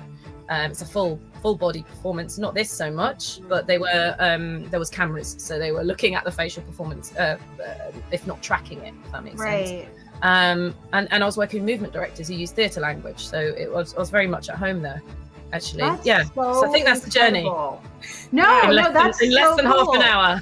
No. Like, listen, you summed that up beautifully, and I think that's incredible because I've had a lot of practices. I've told this story many times, right? Yeah, exactly right. I think what is incredible for me is I didn't realize that you guys had to do mocap for that, because when you think like traditionally about like voice acting and you see like people talking in a booth, like you have animators on the other side making sketches and things like that, but it's not the same. So like getting to hear about that, because we had Sissy Jones on and she talks a little bit about her journey and things like that, but like this is another aspect of it. Also, I would not even expect it to be that hard for you to get roles. Like I know we kind of breezed over it, but like come on UK, come on London, come on Hollywood, like it's exhausting. And this is kind of why we're doing this showcase, to just be like, representation matters, diversity matters, and we don't all look the same. And a lot of us would like to see people who look like us in these roles. So, but there are a lot of people who do look like us. We just never see them. Yeah. Because we look around ourselves and we're like, what? I'm seeing you in real life, but apparently you don't exist in my stories. And that raises so many questions about why. Who is making that decision about who gets to tell the stories? Why are they telling the same story over and over again? You know, I feel in video games and prestige TV that's changing quite a lot, especially stateside. UK loves making its period dramas, and apparently I don't exist in a period drama. You know, there's never been a mixed race person until now. Of course not. No. That part. But that's a whole nother topic, and I promise we will definitely talk about that. Believe it or not, the industry side, something else, but creatively, it's quite special. You know, I'm proud to be a part of it. And I love it because, you know what, just a little side note there. I've never seen anybody who looks like Karlach, but I wish I had. And you've definitely brought a lot of life to that role. And like what I said earlier is like, I felt like, oh my God, I could totally connect with this person. Like we understand things culturally. And I think it was just the way that like you were allowed to express yourself. They just let me do what I wanted. So it was more about just make sure you get the story across. You know, they didn't police me in any way. In any way. They were happy with what I did in that audition, and they went go with it. And that was just an instinctive response. So it was a very particularly liberating for that, with the hundreds of hours of material that was shot. Have you seen Athena, by the way? She's a black wrestler, and she's retained her title. Yes. And she was like, now that's for me, the world's top Karlach cosplayer, because you have the physical and like she can fight. She can toss someone across a battlefield. I was so happy. And then she turns out, of course, she's a fan, which totally makes sense if you're a female wrestler. Right. And I saw it on your Twitter actually, and I was just like, whoa. Like she looks the part. Like I was so happy. I did, because you think, you know, oh, this is the end of the ride. You know, we're gonna get off now, and we had the symphony last weekend. Oh no. It's gonna go on. It's gonna go on. Yeah. It's gonna go on. And I think the beauty of the role too is just the sincerity of how you played her, and how that in and of itself is, I think, one of the reasons why people resonated with it so much. It's just like it was just wholeheartedly sincere, and you're just like, oh, I want to be your friend. I just want to be your friend so much. And you can be. Just don't do genocides, and you'll be fine. Don't do that. She's Just don't do that. No, she's fab, and she's got, you know, there's a lot of subtext with her, which I think comes out in a particular scene. That she's actually there's a lot of fear, and she's hiding. You know, maybe she doesn't want to be a liability to the team. You know, that was always in my head, because that helped me, you know, sit on top. Everything's fine. Let's go smash stuff. Let's not talk about that thing, you know, and all that denial. And I feel that paid off when we got to that scene. But she's trying, because I think this is a second chance for her. You know, the person she was before the Hells was not a great person. She was not a nice person. And that's how she got duped. But she was working for a gangster, and she knew it. She knew that. And now this is the second chance. So this is the redemption arc. She's gonna go down on her terms. And I think that's what a great role to be given like that. It's a heroic role, you know. The writing's astounding. The directors were, you know, again, still from film and TV and theatre, and they were coming in with that discipline. And we were so well supported. You know, they were our eyes and ears, because obviously they couldn't always show us. the worlds we were in, and it helped that I played a bit in D&D before, so I had some reference. Otherwise, I think it would have taken twice as long because they sit there and describe it to you, you know. Right. Yeah, and I think the beauty too is that you've played the DMV, so you've had the theater of the mind. You've done that already. And I think you having not necessarily your start, but really the start in audio really also helps a lot, because it's very I don't think people realize that, like, audio, when you're doing like audio dramas, when it's just audio in general, there's a lot of work that goes behind it. People just think, oh, I'm just gonna be talking, and that's funny voices.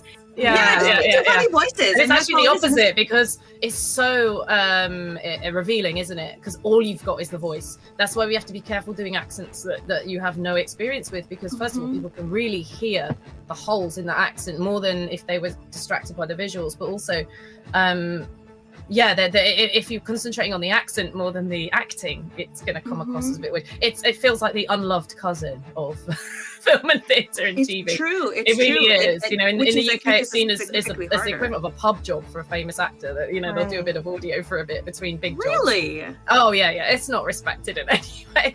And again, the most liberating, I think, of them all. You know, it's. I was talking to Emma Gregory on this show. That's my show, about all of this, and she has Shakespearean pedigree to a degree. I don't think anyone else on it does. Maybe Andrew Wincott a bit, but it's going to be Emma. And you know, just had so much respect for audio. She's done a lot herself, and how much more it demands, because I guess so much of the work's invisible. Right. No, I think more people are going to theater of the mind, because it's the person that needs to fill in. It's the, you know, I've been listening, you know, I've been listening to a lot of like audio, not just audio podcasts, but audio dramas. Yeah. These last couple of years that have just, like, they've become a lot more popular, and I'm happy for that. And so there's a very significant difference between, like, you know, where you know that people have been professionally, like, trained in the audio, in audio acting and voice acting, to like folks who are like, let's just put together a show. And so anyway, it's just a testament of you, and it's a testament of, like, you know, what your origins and where it came from, where you came from. Tracy Wiles and I met a few times over the years with an incredible director called Dirk Maggs, who's seen as a Steven Spielberg of audio, basically. And he adapts big sci-fi and fantasy things, and the big one for us was The Sandman, which we did for Audible. And you know, that was one of those things where you just had to, like, if you're in the room, you're on, you know. But it's so visual, isn't it? I mean, perfect for a comic book adaptation that they said couldn't be adapted, because your mind fills in all the blanks. Of course, you've got the sound effects and everything, but your mind does a lot of the work too. I think it's an incredible format. I think, like, after we were talking to Sissy, she also brought up the fact that, like, it's not just you going in. Like, you can't just go in. You need some training and some background. And you have a lot of people who think they can just jump into voice acting and talk, and it's become so much more than that. Yeah. And it's so much more than that. Like, it is a skill. And I think people need to realize that. And you went to school for a long time, right? To, like, hone this skill. And you definitely can to be an all-rounder, not to be, I mean, I have so much respect for bona fide voice actors. I watched the interview with Cissy Jones, and she said she trained for 2 years. Now I haven't got that training, but I don't get asked to do 20 voices in a session. I'm certainly not a cartoon voice actor. I don't do commercials. I don't, you know, there's things I don't do. But if you want me to act out of something, you hire me. You know, that's what you get. That's what you get. And there's different levels to that, and that's totally okay, because you rocked it. Like, you and I have so much respect for the voice actor, because they're athletes with this. You know, I think they're incredible. But I'm not trained in that, and that's why I make the distinction, because I use a different set of skills and training for what I do. I love that. Okay, so I wanted to ask a couple of questions, and then I want you to talk a little bit about It Takes a Village, because you have your own podcast, which is really incredible. The one question I wanted to ask, and I'm sure, like, a lot of people want to know, what was the first video game that you ever played that, like, really got you into gaming? Well, as a performer or as a gamer? No, just as a gamer. As a dames for games. Because I've been borrowing older brothers' controllers for a long time. I want to say Mortal Kombat 2. That was fun. Oh, but in terms of, like, because Winner stayed on, so I practiced and I was quite good, and then made boys cry, which is one of my favorite hobbies. To this day, it's very easy to make boys cry on the internet. There's nothing that some of them do but cry on the internet. But I'd say Ocarina of Time. Okay. Just because there was this narrative, and I was, absorbed in a way that would make me a psychopath if I gave the same answer for Mortal Kombat 2. So I will say that it just had everything. I loved it so much. It really stayed with me. Yeah. No, I love that. That's a good game. I'm sure a lot of our audience will agree. So it's a good comfort game. It is a good comfort game. Yeah. It is. So tell us a little bit about It Takes a Village, because you've been doing some incredible things, and I've been dying to ask about all of that. So It Takes a Village is an interactive chat show on Twitch, and the reason we're visible is because I'm trying to make people who don't get their flowers visible, and that's pretty much everyone in the games industry. So I can take my pick. I've been going to socials for years. As I said, there's very few gatekeepers. In fact, there aren't really any. What it is a composer or a community manager might be the person that gets you the audition. In Larian's case, it's the head of publishing. It wasn't a casting director, it wasn't an agent. And we're doing the same. I can maybe get a composer a job if someone's having difficulties, also sound design, all of that. It's pure old school networking, and the nepotism hasn't come into this industry yet. It may do, but at the moment it's really nice. It's a really nice place to be. Peer to peer. I know, once money gets involved. Yeah. But among ourselves, we've had some really good friendships, and I've been doing this a few years now. I don't really want to put a number on it because it's been quite some time. There was no day when I made the plunge. I was just going to things, and I felt really safe. So now that I had an audience, because I was streaming Karlach-based Karlach, and I had this audience, I went, do you want to be known for that forever or not? And also CRPGs, not my forte. I didn't think I was so interesting to watch. So we did a few of those. We had an audience. We got monetization. I turned that off, and I have a QR code on screen, and we have a charity every month. We try and theme it with some sort of world awareness event or something. But yeah, it's been really good. $14,000. We're almost at $15,000 for charities. But I try at least twice a month to try and get someone who's been underrated. Sometimes it's their very first interview, which is astounding when someone's got a 20-year career. Yeah. So we talk about them. It's biographical, and then we have audience questions. They're very heavily curated, so everyone feels safe, and it's just lovely. I'm having the best time, and I'm just going, spotlight for you. You get your spotlight, and you get your spotlight, and that kind of Oprah way, But it's such a nice, warm, cozy thing, and it goes and lives on YouTube. Oh my God! Yeah. No, that's incredible. I feel like we're trying to do this similar work, like all of us, and just trying to make sure that women are seen, people of color are seen, minorities are seen, people in the LGBTQ plus community are seen, because there's just so much going on, and just not enough people being recognized for the amazing things. Yeah, there are a lot of unsung heroes in this industry that people think that you have to be the author out there and visit, exactly the author, and then just visible and right there. Yeah, there's a lot of people working behind the scenes. There's a lot of people buying coffee, and you're just as important as anybody else, because it takes a whole village, right? It does. It does. All right. Well, that brings us to the end of our interview. Sam, again, thank you so much. If people want to find you. Yes. And I know you're not hard to find. It's not hard to find. So they'll all be under my name, right? Samantha Bayot. So I'm on Twitter, YouTube, and Twitch. And through Twitter you'll find a link tree. It's got my whole life story on it now, so you'll enjoy that. The void of choice is to scream into is Twitter. I'm not on Instagram or the others, and I will hang on to Twitter till Elon takes it off my cold dead hands. I think we all feel that way. That is it, and it will be Twitter forever. I'll be the last person. I'm so sorry. I would look at you sideways if you called it anything. X. Yeah, I feel like anything. No one's calling it that. Who's calling it X? Nobody's calling it X. only Elon. Thank you so much in his tower. Thank you so much. You guys have been so incredible. Guys, stick around because we have so much more coming up, and you're not gonna want to miss this. Bye. Okay, so we're back. Wow. That was incredible. That was. Guys, I just want you to know that on a daily basis, I would stand up. I'm trying to slip into their DMs like all the time, just like, hey Sam. No, you are not. Hi Sam. What are you doing, Sam? Shameless. And what I mean, classically trained Shakespearean actor. Hello, come on. Not even that. I didn't know that Sam was half Jamaican.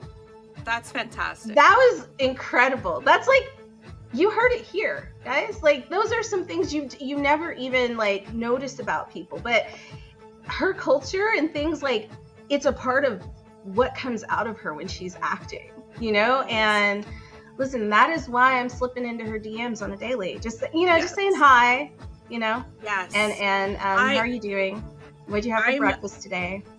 I'm in constant awe of them, like constant awe. And yeah, that was so much fun.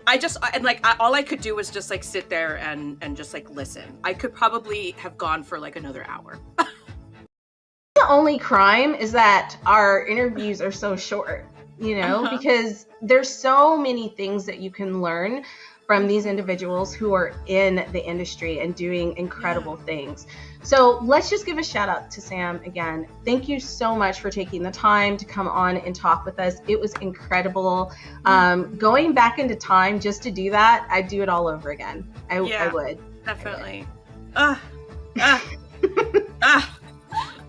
Slip into their DMs and tell them let's hang out. I'm gonna do it right. I'm gonna do it right now. Hey. And while I'm doing that, you guys stay tuned because we have so much more happening. Oh my gosh, they just messaged me back. Guys, I'm create a group message in WhatsApp. Yo, we're gonna do that, please? I'm gonna do that right now. All right, guys, stay tuned. We have so much more coming up, and we will see you back here in a bit.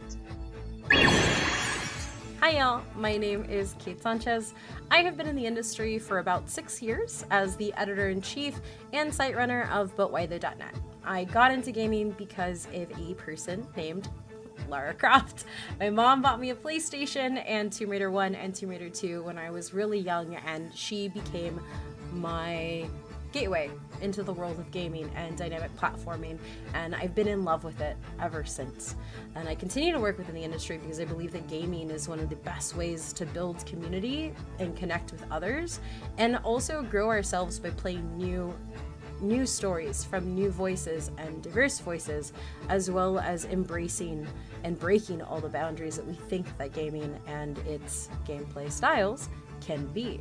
If you want to know more about me, you can find me over on Twitter, Instagram, pretty much everything at ohmymythrandir, and you can follow my work at butwhythough.net and all of our socials at butwhythoughpc. That being said, I want to say thank you for your continued support, and stay tuned for what we have next, which is a group of video games with eccentric gameplay that do just what I said like 20 seconds ago, that push the bounds of what we think games can be.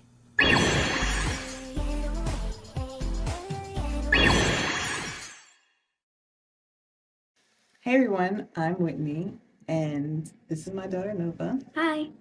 And together with the rest of our family, we are working on a monster taming RPG called Alchemic Beasts. I'm the lead developer, programmer, and audio designer. And I help with organization, project management, and I do pixel art. Tyrell and Adonis also do pixel art and monster designs. Nathan, Joseph, and Victor, they do monster voices. And Lucas, along with the rest of us, we all do story and writing. Alchemic Beasts is a monster taming RPG adventure set in our ever-expanding universe, the Celestial Tier. You play as Zeke, a guy who thinks he can tame the most unruly beasts there are and control them. But his pride takes a hit when he dies trying to tame a particularly dangerous one. Once discovered on a shore near Mizu Village, the main hub of the game, mad scientist Mione brings him back to life. In her lab, he spies all kinds of native creatures unnaturally mutated into weird, crazy versions of themselves. Excitement overcomes him as he thinks of ways to use them in combat, and she offers him one in exchange for bringing back data on its behavior out in the world. Zeke and the beast quickly grow a bond, and with tunnel vision, he aims to use the help of its new friend to capture the very creature that killed him. We'd like to thank Dames for Games for giving us the opportunity to showcase our game Alchemic Beasts. If you'd like to follow the development, join us on Patreon. And don't forget to Alchemic Beasts on Steam. I am excited to be working with my family on my first game, Alchemic Beasts, and I'm hoping it's something the world will enjoy.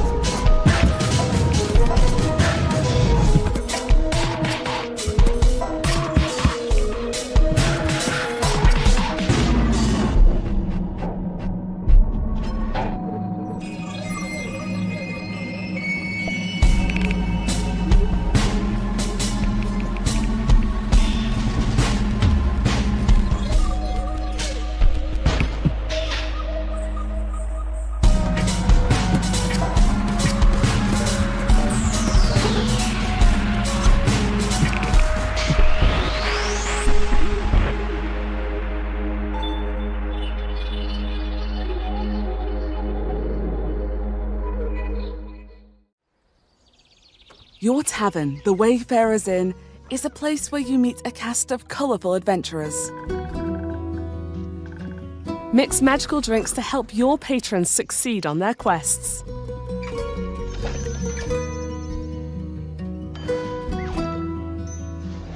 Listen to stories, gather rumours, and forge them into new quests.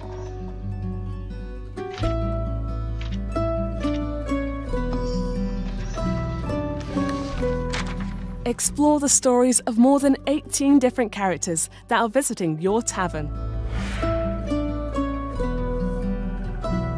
Experience a game about found family, and with a lot of nerdy humour. Dive into a new fantasy world with a deep lore and a big mystery to uncover.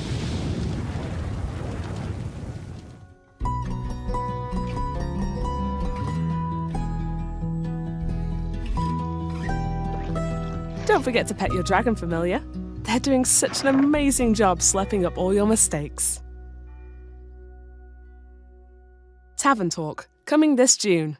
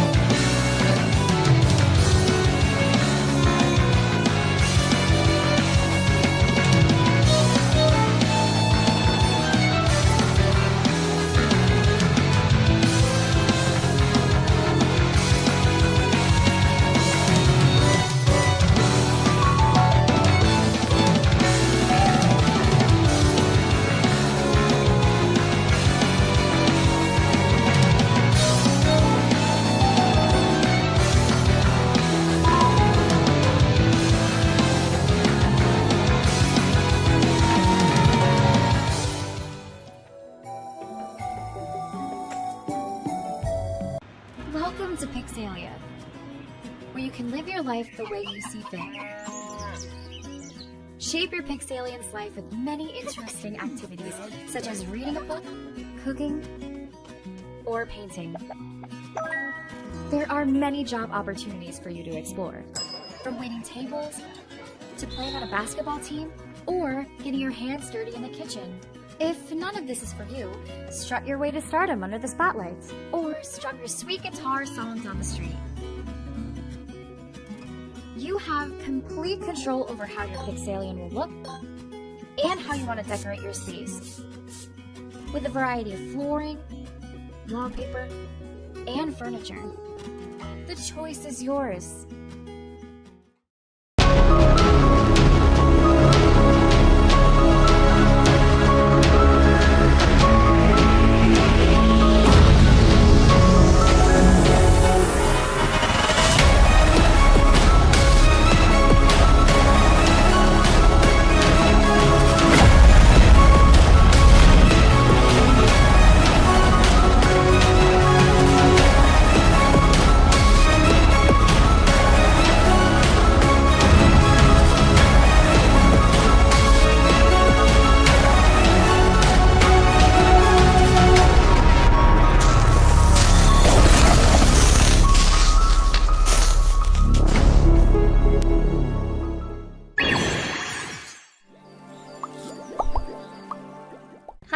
I'm Fayan, also known as Mellowmix.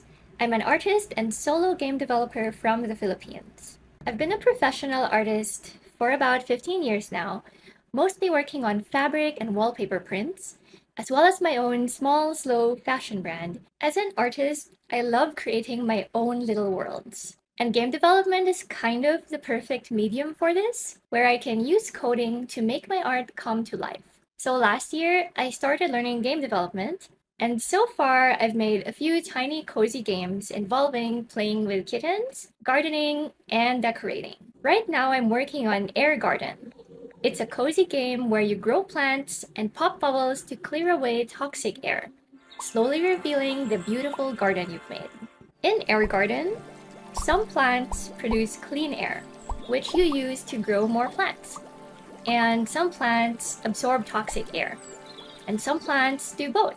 Some plants have special effects, like boosting other plants. Plants also affect each other in different ways. They get a bonus from having just the right number of plants nearby, but they become unhappy if they get overcrowded. Plants also interact with the environment. Different types of soil affect plants in different ways, like making them grow faster or making them produce bubbles that you can pop to get more clean air. The early demo of Air Garden is up on itch.io, with over 7,000 browser plays so far. I made this game at a time when I needed something to cheer myself up, so I'm really happy to hear from players that it's been such a positive experience for them as well. Players have said things like it's very soothing, satisfying, and that it lowers blood pressure. Not a medical claim, but definitely highly encouraging feedback for me as I continue working on this game. You can find links to my games and socials at mellowminx.com. Thank you for watching, and thanks so much to Damesper Games for including me in this showcase.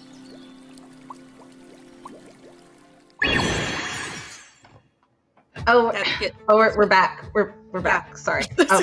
So that time I was in the DMs with somebody completely different, so don't worry. I was in the DMs with our next guest who's coming up, Verda Maloney, who is incredible. Has done so many things and continues to do so many things in the industry. Listen, she's my spirit animal. She doesn't realize that, but she is my spirit animal. I want to be just I like have her. admired Verda from afar for such a long time, so it is a great honor to have been able to speak to her. I'm really excited about that. So you guys, you don't even know, like, she's gonna drop some knowledge on y'all today, some knowledge bombs, and Open up those ear holes. Just listen, and be receptive of the messages, because it's so important, and she's gonna tell you why it's important. So stay tuned and check out this next interview with the amazing Verda.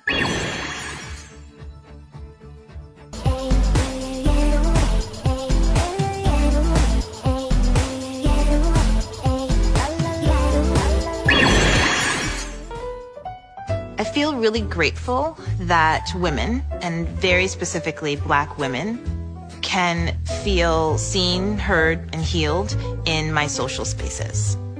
And it just connects us. Hey everybody, welcome back. We are here with our second interview, the beautiful, the illustrious Verda. She's done so much in the game industry and just for women in general, and we are going to jump right into it as she talks about how she is going to be continuing and moving her journey forward. She has some news for us, and I'm pretty excited to jump into that. And she told us a little bit about it before, but we wanted to save it so you guys could hear about it. So Verda, please introduce yourself. Tell us a little bit about what you do and your plans for the future.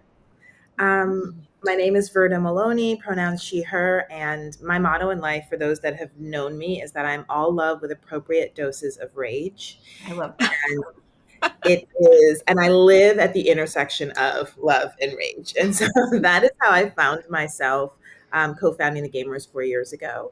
And I think some of the things that people don't know is like being, I think, more prevalent, if you will, in the video game space. I've had a whole life and career around really just like liberatory practices, doing anti-racism work, anti-oppression work, doing education, like all of these things. And so where I find myself today is kind of this beautiful mashup of all of those things.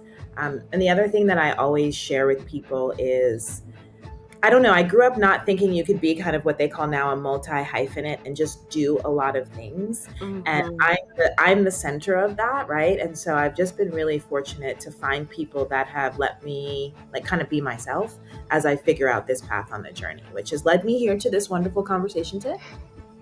No, that's pretty incredible. And I never really thought about that, right? Because I think like growing up, we're kind of in the same kind of generation. Like you get that one job and that's your career for your life and then you retire from it. But things have changed so much. And I feel like we as women and women of color have to continue to fight for our place in spaces to be seen, heard, and respected, which is why we have the Game Hers, which is why we have Dames for Games and all these other platforms. One of my questions is that as you're moving forward and you've started Game Hers, it's been incredible. You have, do you guys still have the app? I think you created an app and I got to be on the, I got to test that out and be on the beta. I'm really shy, so I didn't talk as much as I should have. But that was really incredible. Tell me some of the things that you have planned for the future, because I know if the Verda I know has anything going on, you've got some big things going on. I think that's awesome. I think that the funny thing about that is like I never think they're super big, so I just kind of I try to just honestly just live in my truth and also find spaces that are going to honor that. And so I think when you're doing that, and I try to be like ever present, I think it's one thing to think about the past, to think about the future, but to be ever present. And so for me, the company I started called 45 Lemons about 7 years ago, officially, with my best friend in this universe and all others. We met, first day freshman year of college, and we've been together since. Wow, I love that. Black woman who's like, she's from Ghana, and we just really clicked and connected a lot over this experience of I'm first gen, so my family's not from the US, and so she was born in Ghana and came here at a young age, and we kind of really bonded over that. And I think that story is important because as women, as Black women, finding spaces where we can feel a certain level of like camaraderie with others, where we can have conversations that we don't have to have, if you know what I mean. Mm-hmm. You're in a space and you can like see something go down, you just give each other that look and you're like, okay. It's the look. That's all it takes. Totally get it. And we get with each other what we mean. And so for me, I am wanting to create more of those spaces where we can be together as Black people, as Black women, as Black, Indigenous, and folks of color, having these conversations about like kind of getting it. And particularly right now within, I think, gaming, tech, and all of the other worlds. And so my goal is to, one, help create and craft and share our stories in ways that are going to propel us forward. And that's where I'm kind of future thinking. I think that too often we get left in either the present moment or the past as women and as Black folks, even though we are literally the future. Like, I almost think like everyone is trying to be us or be like us or do what we do just by showing up. But while we're in that moment, it kind of doesn't feel like that until we're like, 7 steps ahead. And it's like, oh, now you like, my body is like the body that you want or that you want to buy. But when I was living in it, y'all were like not trying to check for me. So I think it's one, like sharing and talking about those stories. I think it's also as women in spaces that are typically male dominated, it's for me about not trying to become the beast that we intend to slay. Not trying to, because that's how we see it going. And so when you start a company, you start a new studio, you start a new this, there are some moments where I see us as women perpetuating the same oppressive states and ways of being that we were trying to escape. And so I want to create spaces and conversations where different industries, but we can come together and talk about how do we just not do that? Like, we just really have to stop. And I think it's going beyond just the basic conversation of diversity, equity, and inclusion. I'm moving into what does it mean to create liberatory spaces where we can be liberated and free, lean into the joy that exists around being a Black woman, and at the same time acknowledging existing, you know, and not feeling like a check mark or anything like that, and on a list. And that we're not doing that. And so how do we like lean into that? And so I am going to be starting, and I have a name, but it's not like official yet, so I'm not going to share it yet. But like a subsidiary of my company, 45 Lemons, that's really like literally pro-Black, pro-woman, pro-tech, pro-gaming, like all of these things where we can come together. And what I'd love to see is how we have conversations across industries. I have worked in so many, right? So I was a school principal, I was in education, I was a teacher, I've coached leaders and other people that were doing startups. I've done my own startups, I've worked in nonprofit, I've worked in for-profit.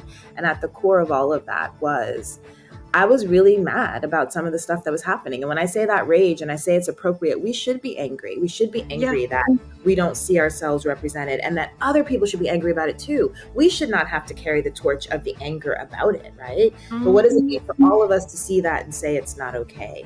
And that the other side is love. Like I'm probably too nice. I just sometimes like working on that, right? But I try not to take it as weakness. And that has been one of the things that I have like genuinely loved about being within the video game space. It's conversations like this. It's the fact that the gamers can exist, so can Dames for Games, so can anything that all of us decide to do in the future. It is abundant. There are abundant opportunities for all of us to kind of exist. And it all feeds into it too. It all feeds into it. And we have to give ourselves that, I don't want to say the permission because I feel like that's like, somebody's giving me it and that's not what I'm saying. But it's like we have to give ourselves that agency to say that like it's all connected. It's okay. It's okay. Like it all works together. It all belongs together. It all belongs together. And so I think that's what's exciting about it. And so yes, I'm going to start my own thing in this space that's really rooted in all the love and all the rage and what do we do about it, but bringing people together around that with all of the experience that I've had. And so I'm really genuinely excited about that. And I think it's really important to honor our journeys because absolutely, they've been the journey has been journeying. Okay. It's been, right? But I think one of the incredible things about this is that you have been so successful, whether you see it or not and don't think it's a big thing, you have been so successful, and having women like you on the platform to talk about your successes is really important. And I love what you're trying to do, like where you create this space where we're allowed to talk about like our success and in our liberation. The reason why these things are so important is because it is the exception. And you hear people say, why do they have a Dames for Games? Or why do they have Black voices in gaming? Because it's the exception and it should be the norm. And we create these spaces so that you guys can realize like it should be the norm. Why do we have Stream for a Cause? Like, why are we focusing on these things? Because there's still politically a big issue.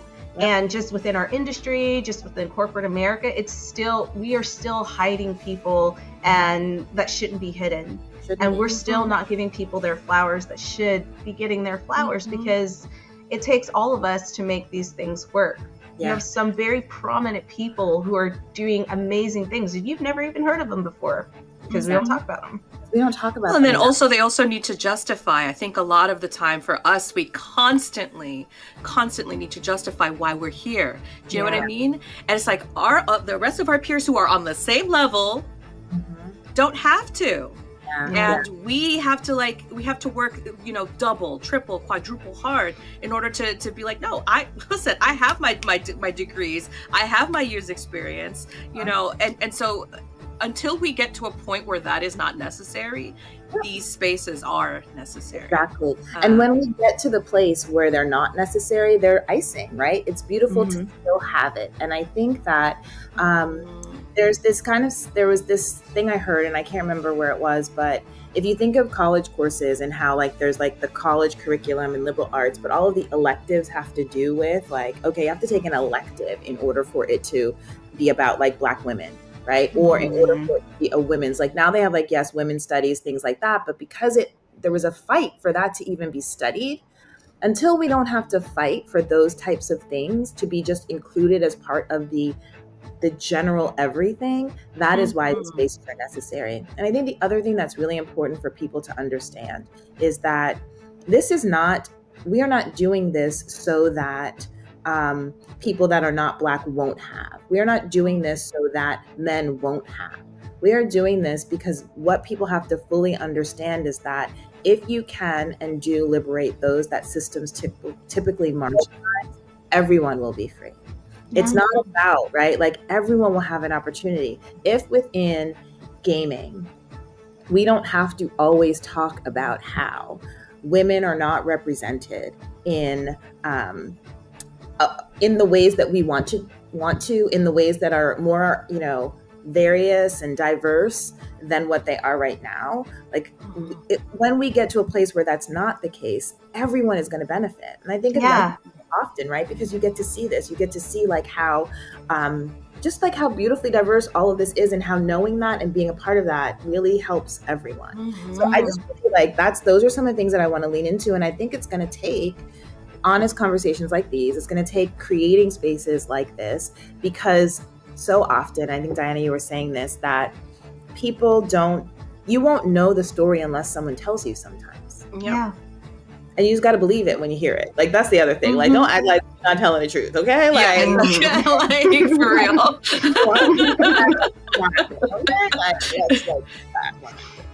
No, that's incredible. And people just, you guys, you got to listen. You have to listen. Diversity is so beautiful. It is. Do you know what I'm saying? Look at all the shades that we have on the screen right now. Diversity is so beautiful. Look at all of the incredible women you're going to see in this showcase, doing their developer spotlights. They're talented, they're amazing, they're intelligent, they're smart, and they are part of the industry. And it's not just in the gaming industry, guys. It's all over. We're just a very small part, but we're trying to make big changes all over because, like Diana said, it's all interconnected. Yeah, all of it. You know what? And all of those women who are here, everyone who we're going to be seeing, that diversity deserves to be here. It deserves to be here, and it doesn't need to justify it. It deserves to be here. There's no justification. We get to be.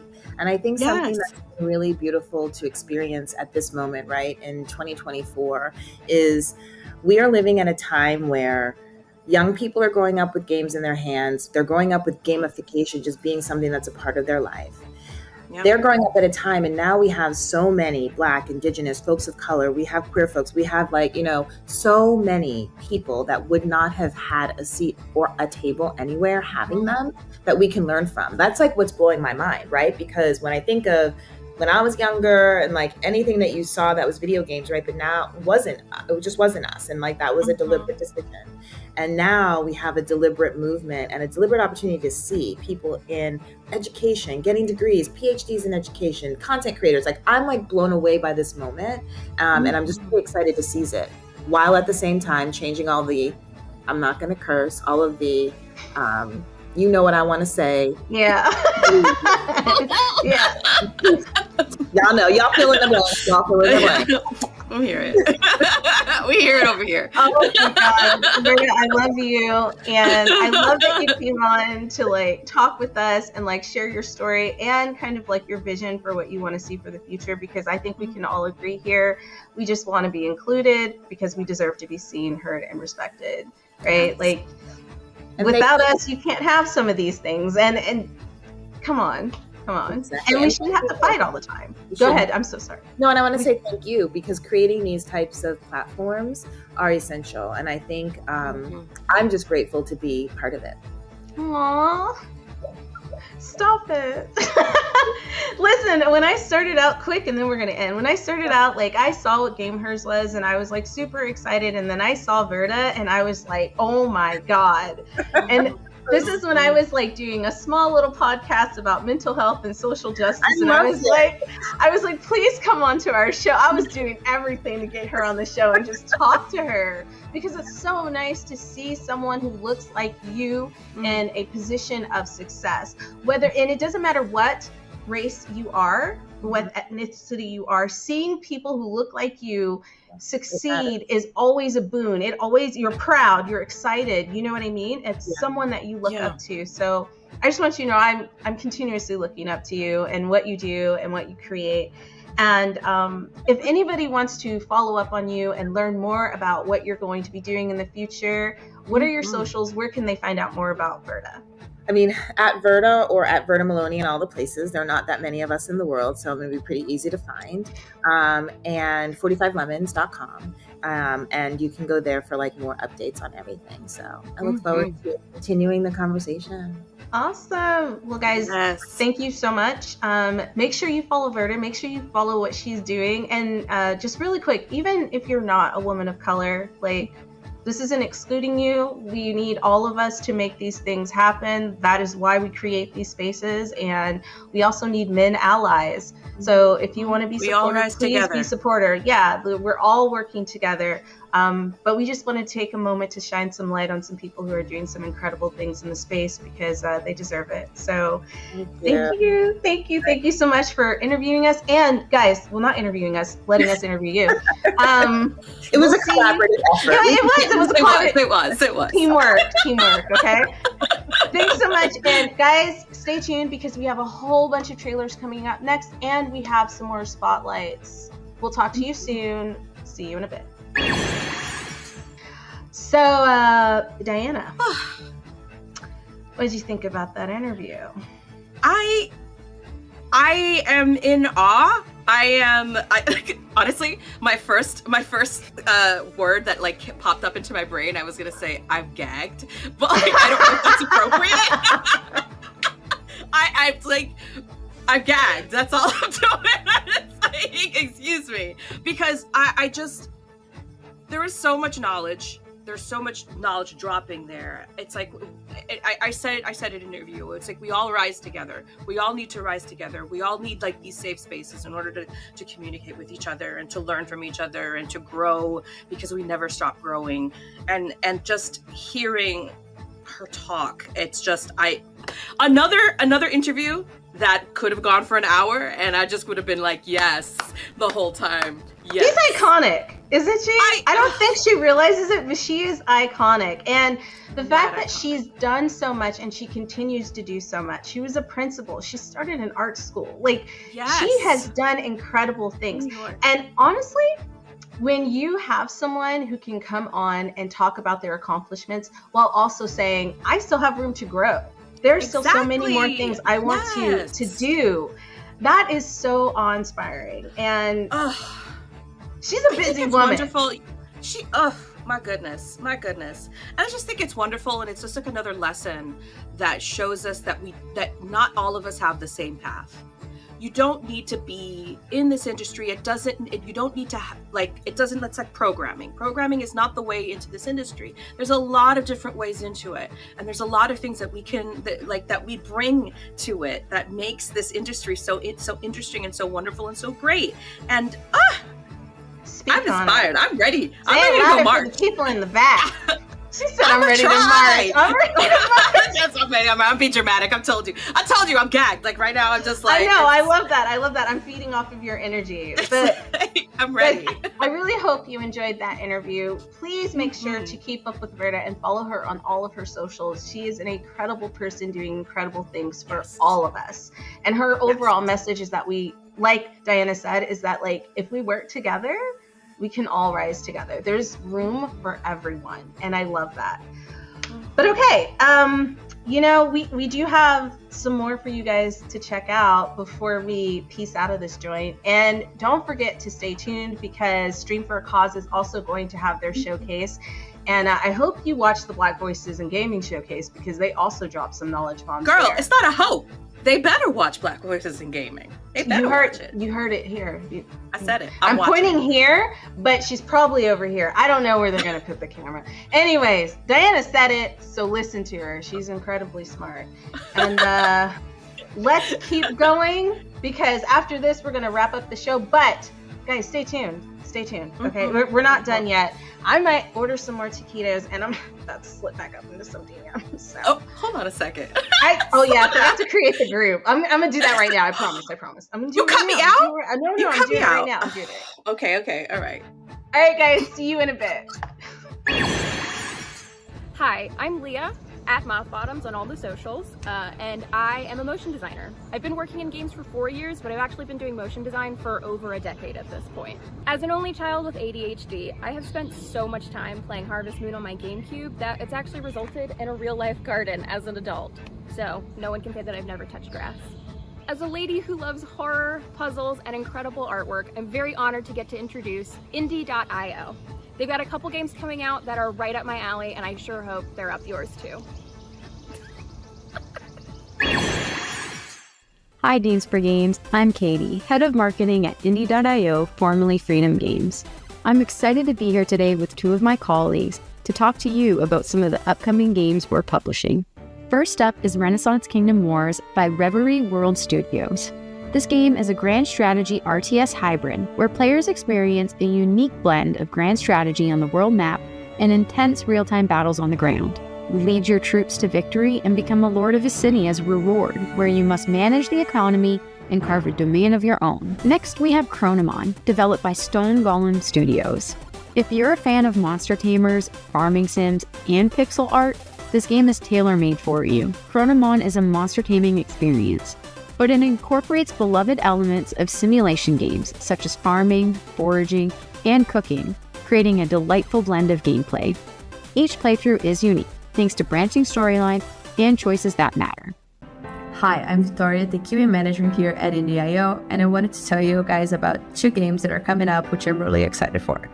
The first one is Everhome, which is a cute little game where Lily tries to find her sister in this strange world with strange people. I just really love the art style, and I love Lily even more.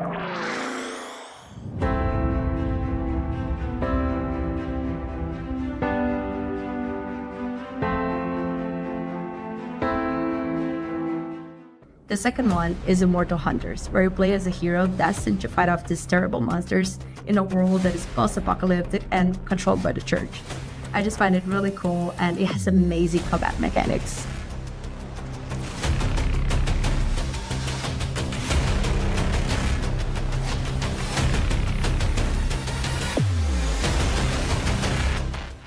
I just really hope you love them as much as I do.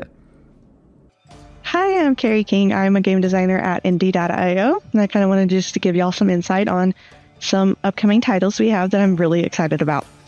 First is Hauntsville. It is a Western horror survival base building kind of game. You can do it alone or with friends, and just building up your homestead in the Wild West while dealing with the horrors that haunt you.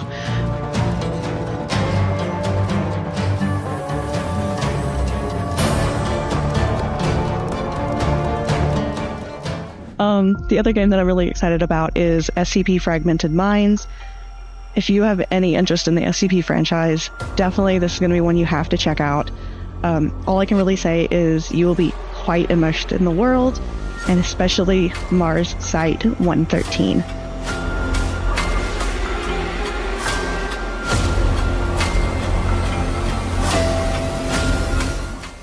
So definitely go check the games out on Steam and give them a wish list.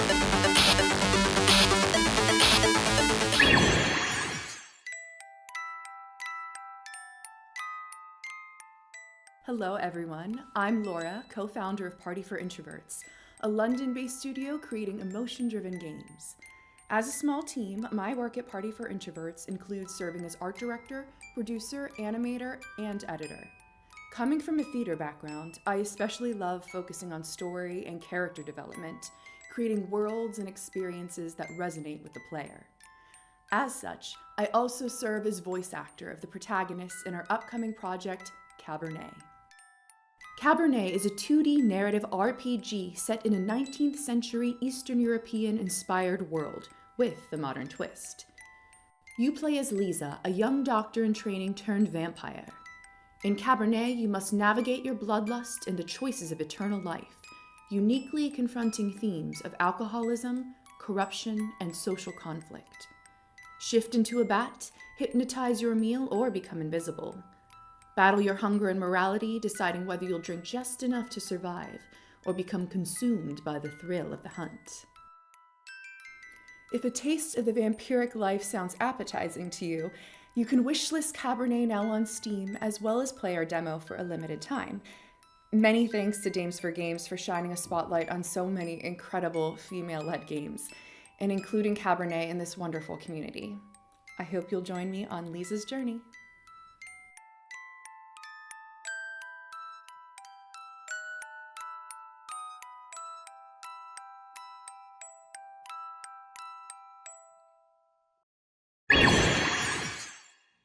Hi Dames for Games, I'm Rita, a co-founder of Finchbird Studio as well as founder of Critical Reflex.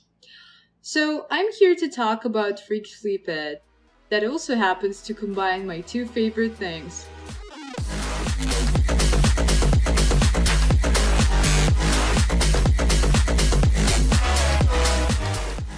So back when I was very young, I was fond of animation and games, and here I am working on my dream project that combines anime and dungeon crawling. In this game, you get to meet an amazing and colorful cast of characters, as well as explore all of the 9 circles of hell, hoping to save your soul, or at least, have some good time. Surprisingly enough, despite how some characters might look like, it's a female-only team that's main goal is to really make sure that these characters are just like us, are just like girls in real life, and not something that is artificially created just to cater the dating audience. My narrative squad, my girls Anna, Yana, and Marie, are working every day to create all of those hundreds of story events that all of you will get to enjoy once the game is out. For the game, we have incorporated a lot of the rhythm-based mechanics to make sure that you're having a very fresh and fun experience.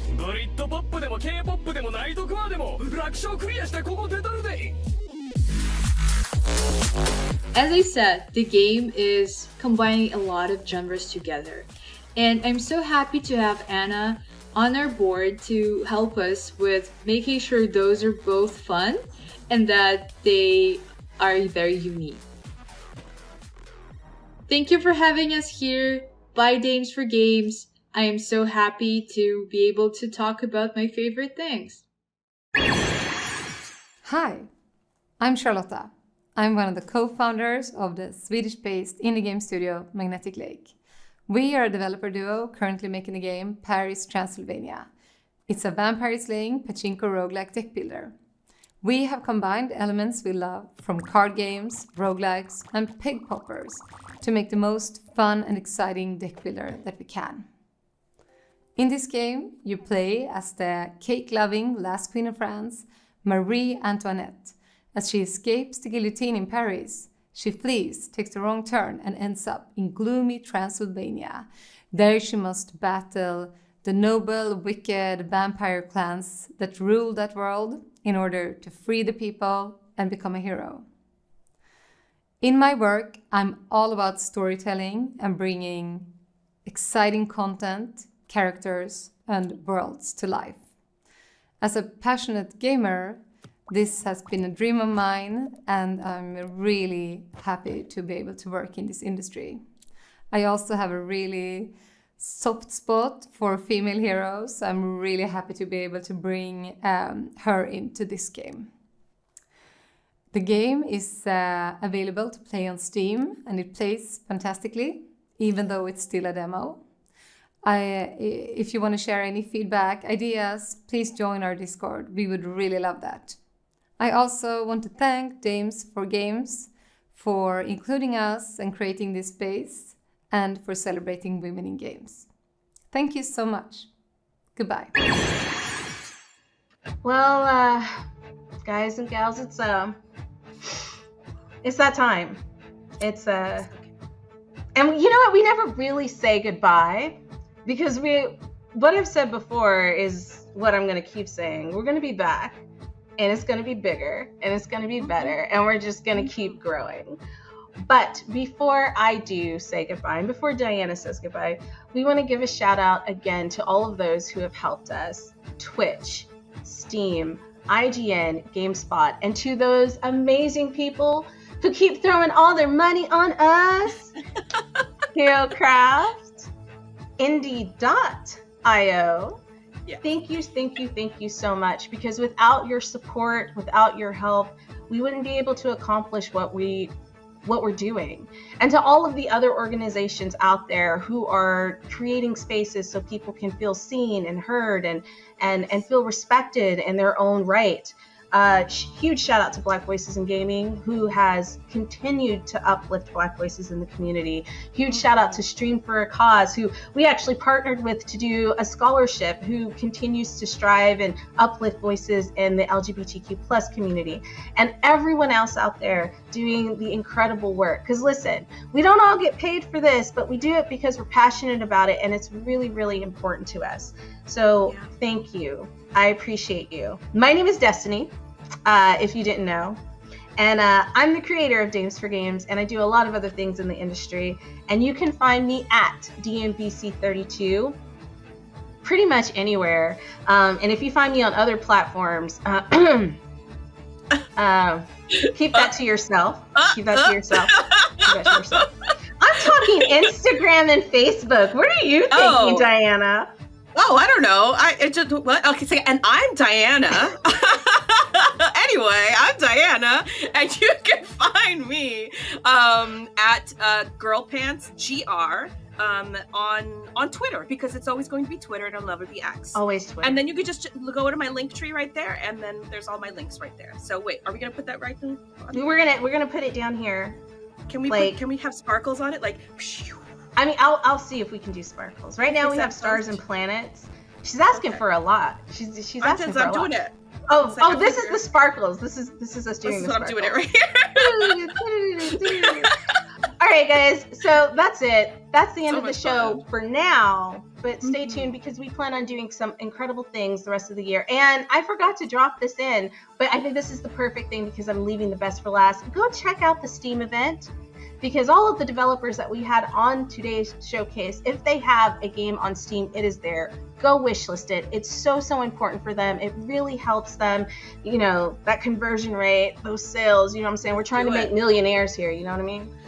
We gotta help people. We gotta help you. Wishlist those games. And there are so many fantastic games too. Can we talk about that for just like a hot second? No, we can't. We absolutely can. There were a ton of fantastic games, a ton of incredible developers who came on to showcase their work in it. And you know what? I'm just so proud of us. I'm proud of us. I'm proud of them. I'm proud of Mary. You don't see Mary, but Mary's in the background doing her thing. Yes, I don't say much about Mary, but she's incredible. She's probably going to cut this out. Hopefully she doesn't, but Mary has done such incredible things. And I also want to give a shout out to the Dames for Games team. All of you who help kind of keep me going when I get really tired. Thank you. You continue to be pillars of support. So thank you, Diana. Thank you. I mean, in a years and a half of strife and turmoil in this industry, it is so wonderful to see the potential and the future with everyone who we spoke to in the interviews, everyone who you know showcased their games. This is the light that we need right now. And like I said in the beginning, I'm so honored to be here, and thank you for having me. Thank you for being a friend. Ooh, ooh, ooh, yeah. No. Okay, credits roll. Sorry. Take off the wig. I didn't say. You gotta keep it. Okay. All right, guys. See you later. Love you. Thanks, y'all. Thanks for all your support. Thank you. Now, when are you gonna send me those taquitos? I'm still waiting for What? Oh, the DMs. I'm doing it right and the now. DM. Have you still not added me to the chat? What is wrong with you? Don't cut for time. Hold on a second. Don't cut us out.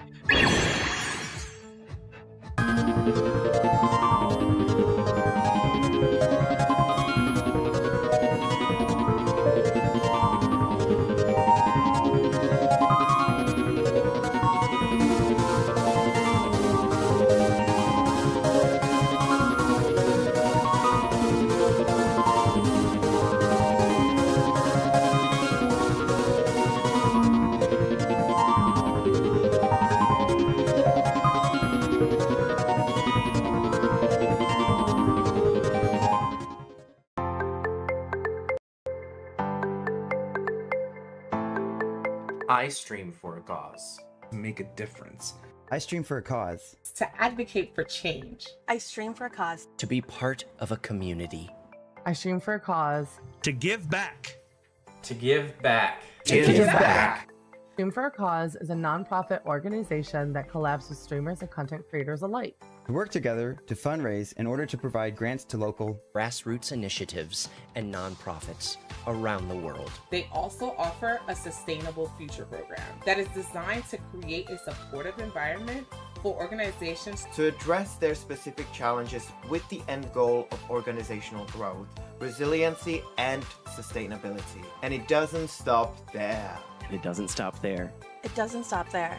It doesn't stop there. Our fundraising campaigns like Paint the World Rainbow, Scream for a Cause, Indie Gamer Showcase, Safe Space Showcase, and community programs like Streamer Funds Program and Pixel Care allow us to continue to give back to organizations that align with causes that are important to us and our communities. We are proud to announce that 100% of the nonprofits we support are LGBTQIA2S+ friendly. Pixel Care is a program in collaboration with the Center for Suicide Awareness designed to help content creators and community managers with the skill to be mental health navigators by providing guidance for tough conversations, becoming an active listener, and connecting to the resources that are able to help. And the best part of Pixel Care is that it's free for content creators and their moderators. If this is your first fundraiser, or you've participated before, Stream for a Cause will help you with the tools that you need to succeed. Please visit www.streamforcause.org for more information. So join the cause. So join the cause. Join the cause. So join the cause. Join the cause. Join us. Stream for a Cause. Stream for a Cause.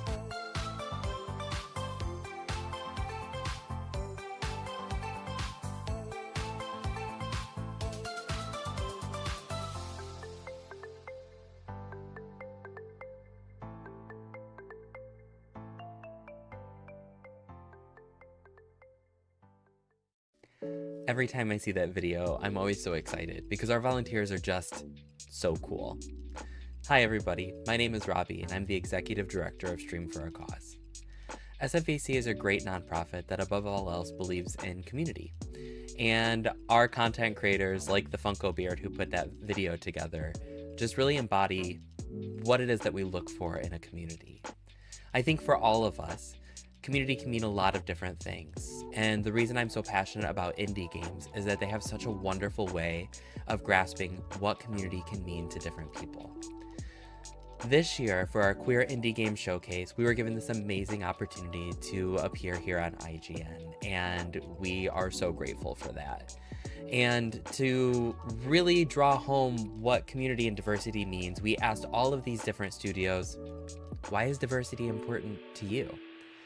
And so today we're going to be taking a look at all of these different studios coming together to answer that question, show us diversity live and in person with their clips, their trailers, their games, and their values. So without drawing it out too much longer, let's have a moment to hear from Mooncube Games. Hello, I'm Keith, one of the co-founders and art director of Mooncube Games. We're a 3-person indie studio from Montreal, Canada. Our first title, Spirit City Lo-Fi Sessions, just released April of this year.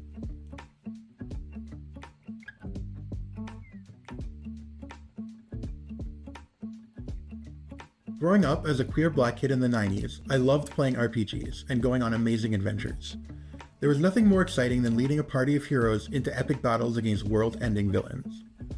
The spiky-haired protagonists and chivalrous frog knights were great characters whom I loved dearly, but I never found myself or my struggles represented in those stories.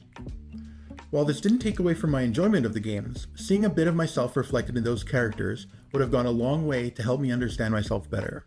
Now as an adult, it fills me with so much joy that I've been fortunate enough to co-found my own game studio with 2 close friends who share my values. We've made it a priority to create a safe and inclusive space for all players. My younger self would be thrilled to know that I now have the opportunity to express myself with so much freedom. Today, games are even more inclusive and diverse than before. It's amazing seeing so many diverse cultures and viewpoints represented in the games I love. Representation and diversity in games can inspire confidence and a sense of belonging. Not only is self-representation important, but experiencing other perspectives and identities in games is just as vital. Games have a unique ability to immerse players in different worlds and perspectives, allowing them to explore cultures and experiences they might not encounter in their everyday lives. This helps build understanding and empathy, something we think the world could use a little more of. When designing Spirit City, our main goal was to create a cozy space where players can feel safe and relax. A key component of coziness is a sense of belonging. When players can tailor characters to their preferences, they form a stronger emotional bond with them. It was important for us to offer players many ways to represent themselves, from hairstyles and skin tones to things some might consider insignificant, like various pride flags on coffee cups. Our players have told us how much they appreciate these small details, and it makes them feel seen. There's always more that can be done, and we want to keep learning how to create more inclusive experiences. We have such an amazing community that formed around Spirit City. We hope to continue to do right by them by actively listening to their feedback so even more players can feel represented. Thank you for listening and for your support. A big thanks to IGN and Stream for a Cause for giving us the opportunity to share our story.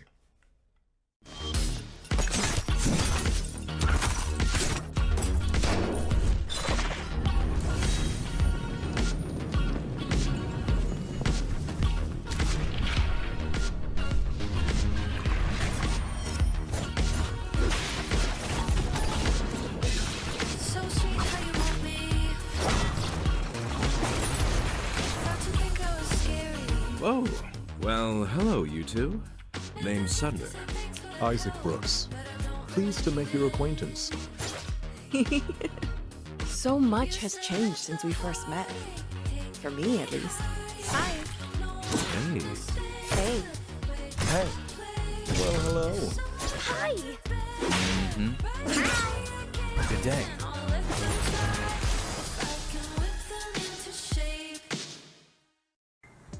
Hi, my name's Alejandro and I'm the board secretary of Stream for a Cause. I wanted to take some time to talk to you all today about something that's really key to Stream for a Cause's mission, and that's representation. Whether you're in the gaming industry or in an online space, it's very clear that representation has a long way to go. And I think that's one of the best things about Stream for a Cause is that it's a place where we don't just celebrate communities once a year, but we're dedicated year-round to making sure that we uplift them, we connect, we empower with leaders like you and me to make a difference about the things that we care about the most. Understanding that Stream for a Cause is really dedicated to working with small and grassroots nonprofits is very important, but the same thing goes for our people. We don't care how many followers somebody has, we're just interested in people who are ready to make a difference. If you're somebody who cares about making our world better, there's not just a place for you at SFAC, but an entire community and a commitment to doing what we love for a cause. Now let's look at some more games.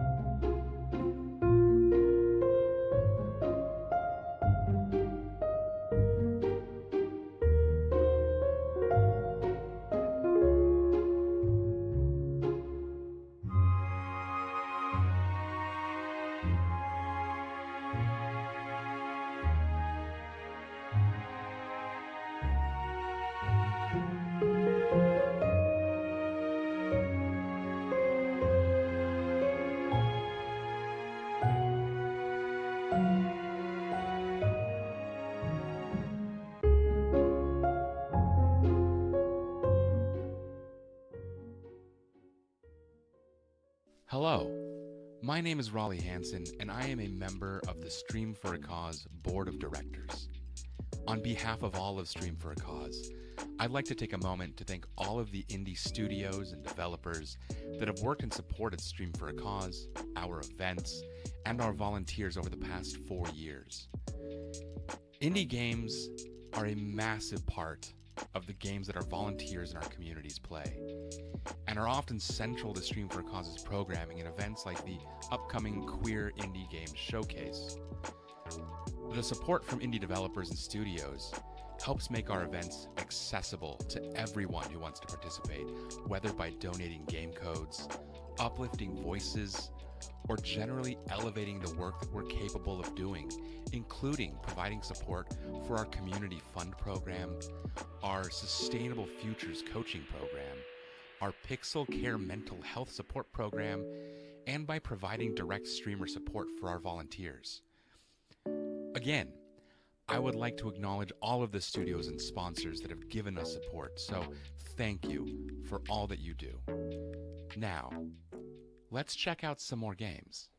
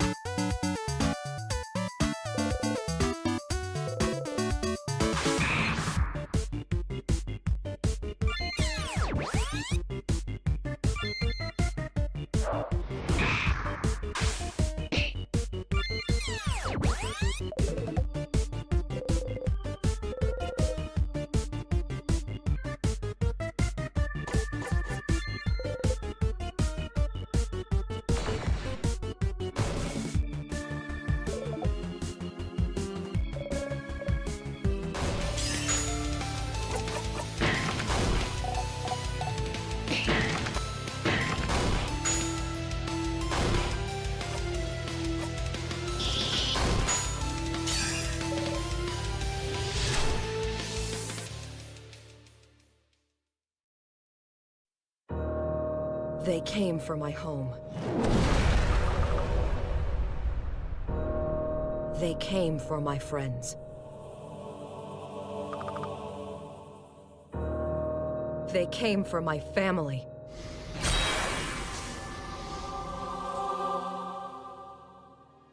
Now, I control time itself.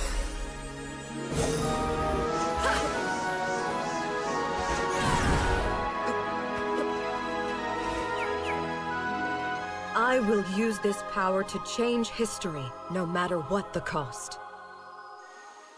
The Empire has taken everything I love. I will destroy them all.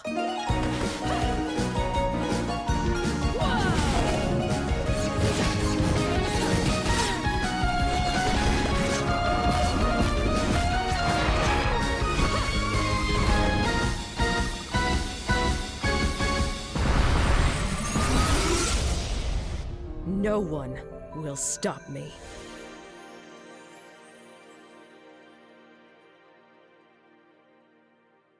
It's been awesome to have Logitech set these spaces for us to be able to have these conversations in these really brilliant and profound ways, and we want. So Streamlabs is joined together with the Asian Mental Health Collective, which I feel like is such a beautiful mash of those two things. Logitech, thank you so much for creating this space for all of us to talk about these important issues and the things that drive us and really keep us going in this space. This year, AET returns with over $30,000 in cash and prizes up for grabs. Diversity in gaming matters. It's not just about representation, it's about fostering a sense of belonging. Inclusive games empower people with disabilities, combat social isolation, and enhance cognitive skills. Stream for a Cause. I think I've worked with them for the last 3 years. It's amazing to see all of the way the community has grown, the people that have done huge tournaments. Like I'm a DBD girly, so being able to see the money and the funds that are raised, the messaging that's able to be done. And what's so cool about Stream for a Cause is that, you know, you can give your money to organizations that sometimes it feels like you're doing a drop in the hat. I mean, every charity donation is very important. However, because they give out micro grants and it not only supply the funding, but they also give their expertise. They've got an amazing board, they've got an amazing programming committee. So they don't just give them a check and then walk away. They provide circumspective support for those that they support financially, which I absolutely love.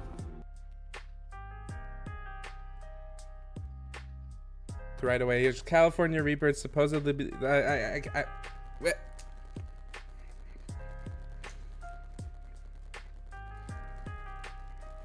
I'm not feeling it. Oh my god. Oh my god.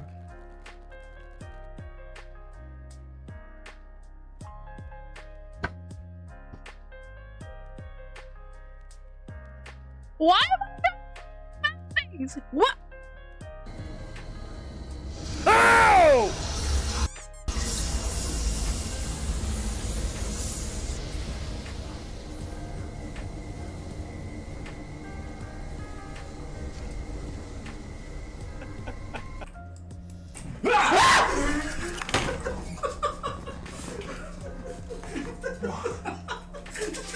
What is wrong with you?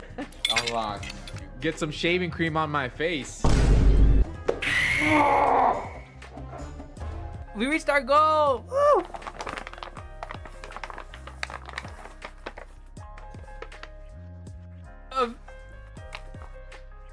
Free. That was so hard! Oh my god! What is that thing? I'm not eating another marshmallow. I feel pretty. Oh, so pretty. She's gorgeous. But it's for charity. So, that's for charity. Oh, hello. Hi, Gay. God, why do you talk? What? It was, excuse me? Hi, Gay. Happy Proud Month. Thank you so much for Oh my god, that $1,069 donation. $1,069 donation from Got Lunch. Thank you for donating. You hit our goal. Oh, we hit our third goal, our third stretch goal. Oh my god, I can appreciate you. Thank you so much. Just a casual like 94 hours. It's gone. I slept. My brain reset a little bit. I appreciate everybody. As much as it's like I wanted to end and all of that too, to some degree, I am blown away by all the generosity.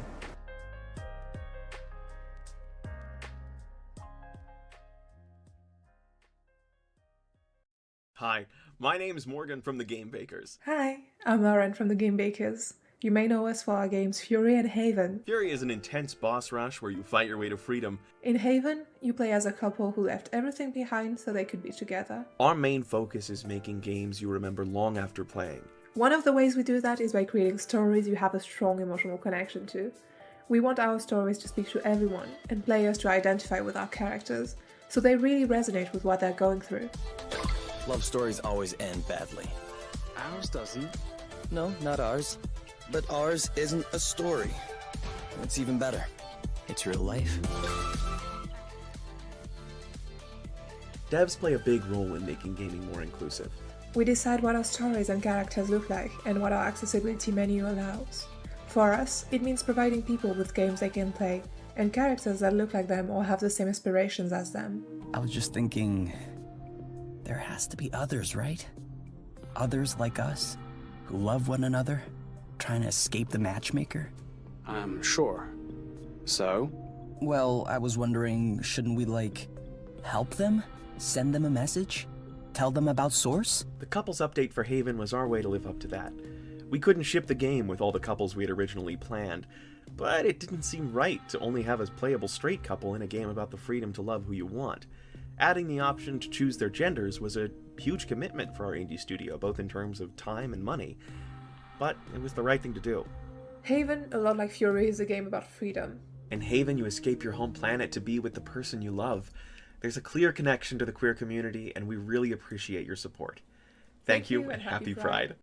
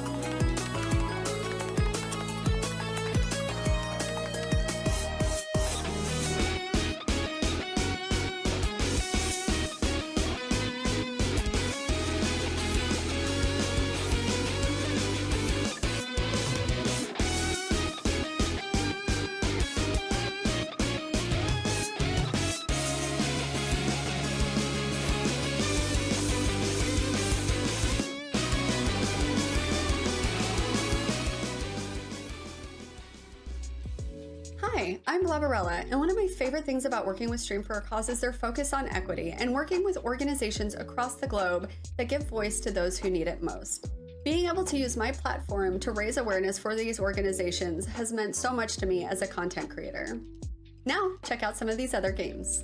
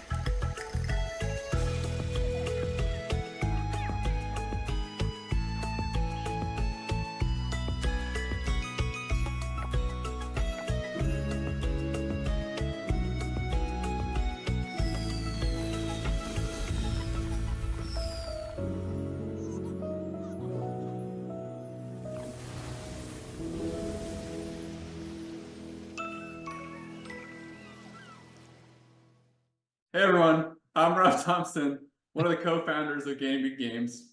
We're a queer-led indie game studio focused on creating story-rich games. And I am Felipe Casina, the lead designer here at Ganymede Games. And we are super excited to be here today to be part of the Queer Indie Showcase, celebrating diversity in the gaming community. For us, diversity on our team isn't just a buzzword, it's our competitive advantage. Think about it. Everyone today has largely the same game engines, the same tools, the same desks, computers, but it's the people that make the difference. Absolutely. And sci-fi has always given us a vision of an inclusive future. From Star Trek to so many notable science fiction novels and series, it's a genre that has the power to build empathy and ask powerful what-if questions. And that's what inspired us to create our debut game, Dark Sky, a narrative-driven sci-fi RPG featuring a rich world, compelling alien characters, and a fresh take on deck building. Dark Sky is coming to Steam later this year, but for now, here's a peek at the game.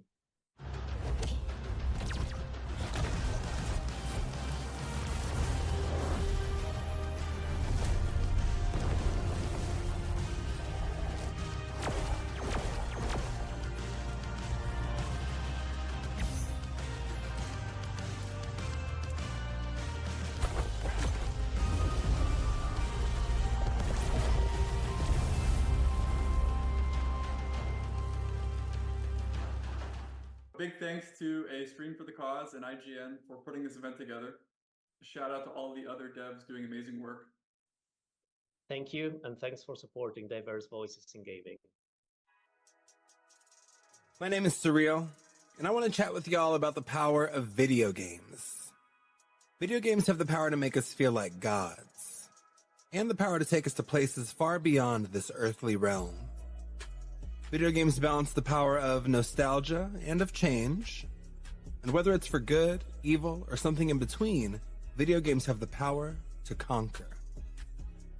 Sometimes they wield the cozy power of whimsy, and sometimes they have power of epic scale and proportions.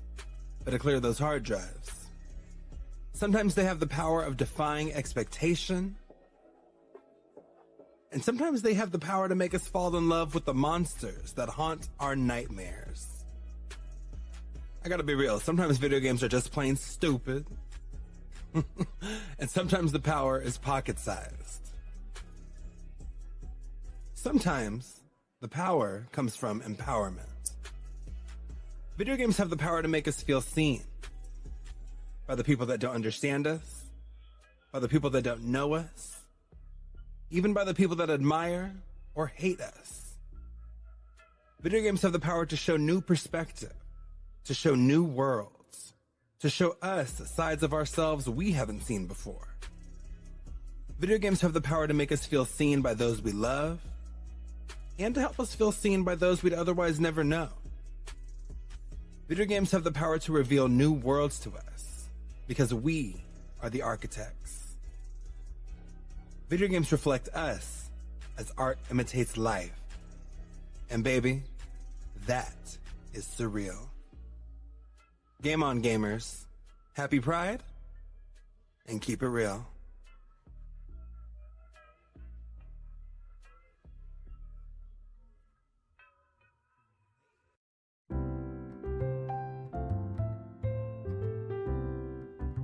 This VTuber charity showcase aims to bring virtual streamers to a space normally dominated by FleshTubers. We want to show off their designs, lore, and bring them in on some events like game shows and a D&D one-shot so that you learn more about them. Each of these VTubers will be hosting their own personal events where they plan to do giveaways, let you interact with their streams, or earn rewards as part of a community, all to raise funds for amazing nonprofits to Stream for a Cause. The reason I and many other volunteers choose to work with Stream for a Cause is because not only are they a nonprofit, but they provide so many other resources. From programs like their community fund, Sustainable Futures, Pixel Care, and streamer support, Stream for a Cause aims to support other nonprofits in the long term while also making events like these less daunting for streamers. Making VTubing the main focus is exciting. There are a lot of new ways for people to express themselves this way. With that, let's take a look at some more games in this showcase.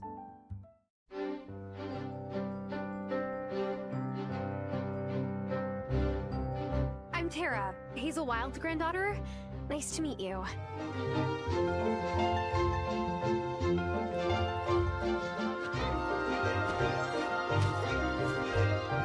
Oh my gosh, you look so good!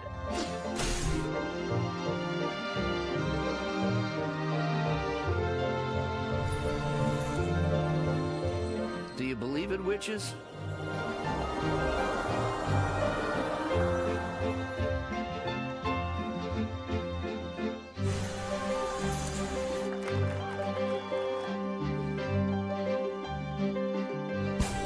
I love you, Tara Wild. Hi there, Matthew White, CEO at Whitethorn Games. We couldn't be prouder of the diversity of games that we offer, but more importantly, the diverse experiences and lives of the creators that we partner with across the world enable us to bring you those kinds of diverse, interesting experiences. I'd love for you to take some time to listen a little bit to what they have to say. Why is inclusivity and representation important to me in the games I make? I want more people to see themselves represented in the games they play, to really identify with the characters and be inspired by storylines that resonate with them. When we prioritize including the wants and needs of different types of people into games, we won't just see the same clones launching over and over. It'll create more unique experiences and welcome more people into games.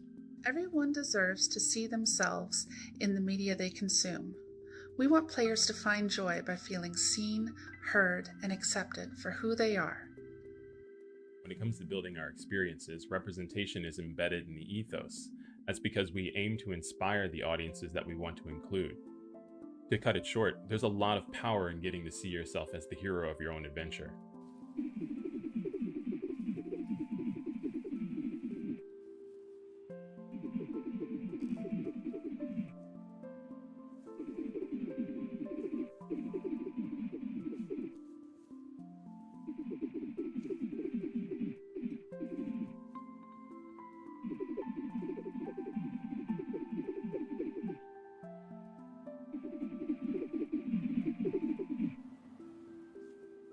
So as you look out into the world, you'll see all kinds of different people. And for us as developers, it's really important that we reflect those differences and celebrate them in our games. People can see themselves represented and feel welcome. Because after all, video games are for everyone. And that's something that's very central to our next indie game, Mythwrecked: Ambrosia Island. Our mission as a company has always been to tell stories that people have never heard before. And one of the best ways to do that is to represent, uplift, and work with audiences that haven't been heard in the games industry. And that's one of the reasons that diversity, inclusion, and accessibility are so important to us. We'd love to give you a sneak peek at one of our games that's doing just that, Mythwrecked: Ambrosia Island. Check it out. Hi, I'm Elicity Wood and I play Alex, the unlikely hero of Mythwrecked: Ambrosia Island. Alex is taking a much-needed break from modern life when her vacation is cut short by a mysterious storm, which shipwrecks her on a forgotten island.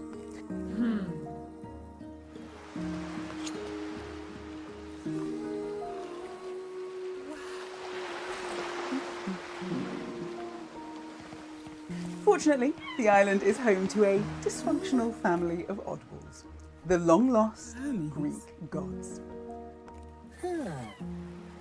The plot thickens.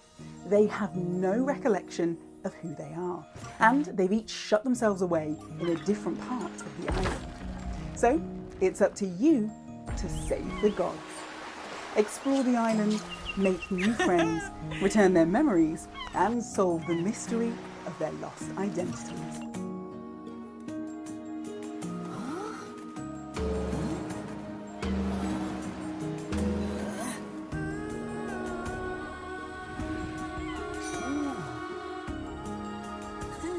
We can't wait to welcome you to the shores of Ambrosia Island later this year.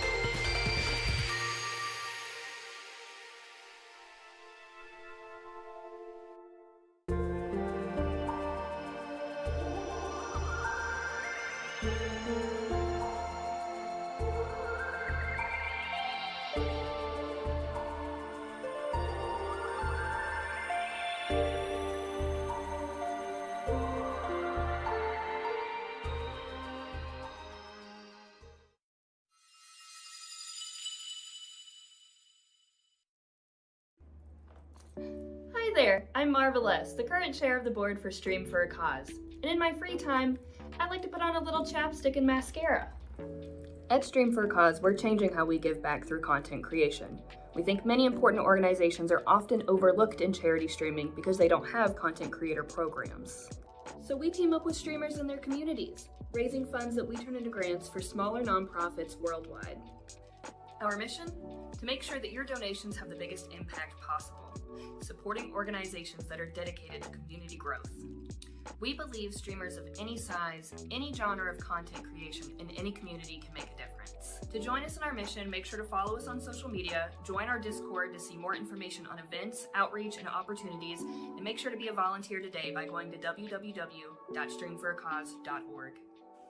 A big thank you to our volunteers, sponsors, and donors. For your unwavering support is the backbone of our mission, to revolutionize charitable giving through content creation.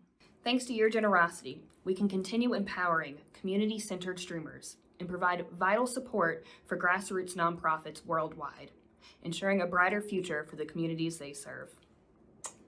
Hi, I'm Richard Mansfield, he, him. I am the writer and director of Ink Inside. Ink Inside is a action RPG with dodgeball meets beat 'em up combat and the heart of a Saturday morning cartoon. Saturday morning cartoons aimed for kids. And a lot of kids are struggling with their identities and struggling with feeling like they can fit, struggling with feeling like confident or comfortable in who they are. And having a diverse cast is a way for kids to see that and find themselves in some kind of game, is a way for them to now feel confident about who they are. And we need to be able to feel like there's other ones of us out there, and being able to represent a story that is a very diverse cast makes it so we all feel a little bit closer together. Wait, I can become a Sogged? Yeah, you're just a drawing. And that's what happens when drawings get wet. They get soggy.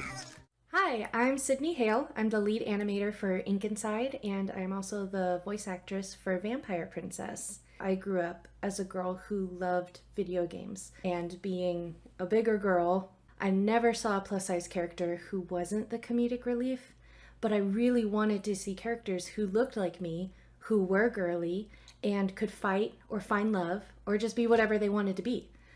I now strive to make characters that I wish I saw when I was younger.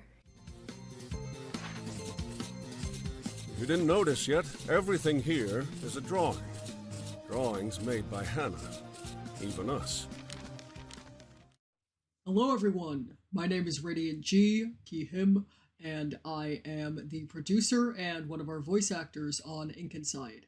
Diversity matters to me in games because there are so many different walks of life in this world, and if you bring a bunch of people together to tell a story that matters to them, a story that may not have been seen before, you're gonna get newer, fresher, more interesting content. Karate! I'm not cursed. I'm the princess of cursing. We also hired a full cast of recognizable VO talent, including Brian David Gilbert for Stick, who plays the lead, and Deneen Melody, who plays Traff. The way that Stick and Traff bounce off each other and work together is just a very interesting character dynamic. They both respect each other but challenge each other. It can be played single player, but Ink Inside is a co-op game. And then there's Hannah, who is the creator of the notebooks, and she's half Filipina, half white, like me. And I've never seen that in a game before. So it's very exciting to see that. Richard wrote an amazing story and included backgrounds and nuances that you don't often see in traditional media that we need to see more of. If Ink Inside interests you, please check us out on Steam and give us a wish list. You can also check out our socials at BlackfieldEMT on Twitter and at Ink Inside Game on TikTok. He got the silliest dream they'd ever heard. They said he wanted to become a knight. The swordless knight that changed the fate of the kingdom for the rest of eternity. Adderson, the Beast Slayer! Was he actually doing cartwheels? I have high quality standards for my ancestors. Adderson, son of Gerfaz of the Upper Fields, right here for you. All day, every day. I'm just your run-of-the-mill prairie buck, man. Whoa. For your information, everyone already thinks that Rose are thick-skulled. Jasif! There you are! Ugh, give me a break. You're many, many things, dear, but subtle is not one of them. I know an obsession when I see one. Alas, your fair maiden is in another alley. Boss! You're gonna end up giving someone a heart attack if you don't quit sneaking up on people like that, you know. He told me quite a bit about you, his beloved boss. You're lucky I can't have you arrested, you unruly little beast. Who are you again? It's Adderson of the Upper Field. How can a country boy with ambitions as great as yours go on living, knowing he can't aspire to more than his deplorable life? Farmhands don't become knights. Then I guess the only question I've got left is this going anywhere at all? Do I have to say yes or no to get out of here alive? You have some excellent survival skills, if nothing else. Hi everyone, my name is Riley, or The Glitch Gamer. I am the creator of the Indie Showcasers. We are currently doing our Queer Indie Games Showcase where we are celebrating queer-made or queer-themed indie games. We have a week-long event going from June 9th through the 15th. I hope you guys can join us in watching and celebrating queer-made, queer-themed games. Our goal and mission with the Indie Showcasers is to create an accessible charity event for everyone to participate and have game keys available for anyone and everyone who wants to participate, because there should never be any barriers between charity and gaming. And yeah, I think it's a wonderful thing that we do, and I hope to see you there. So you're excited after all? As if. Oh well, my mistake. Now, your job is to go to each of the patients' rooms and spend some time with them. Got that? Yep. The name's Esther. What's yours? Casey. Casey. Very original. Now, if you'll excuse me, I've got to go solve a mystery about a goat. Is this you? Oh yes, that's me. And the family. Would you like some company? Of course. Be warned, I am riding up a storm at the moment. You weren't in the war? We escaped. And myself. I'm doing work experience. Deadly? Well, working up here is an experience, all right? Now, as you know, my room happens to be beside the nurse's station. You were listening in on them. Got the picture. We are to have a visitor. Something's fishy, if you ask me. I exhort you all to follow her every command as we prepare for tomorrow. You both know the drill here. Regardless of what's going on... Patience first. Dr. Bashard? What are you here for? Time to turn me sunny side up? You think I'm trying to kill you? You've been picking foxglove and slipping it down the dumbwaiter. Death by 1,000 slurps. Director. Mr. Pettigrew? I have seen that you talk. I will speak with him about your case. Thank you. How are you finding your time on the ship? I hear people talk about things, but I'm not sure what they're on about. That sounds a bit like the life of an older person. Nobody explains to us what's going on. We just have to piece it together as best we can.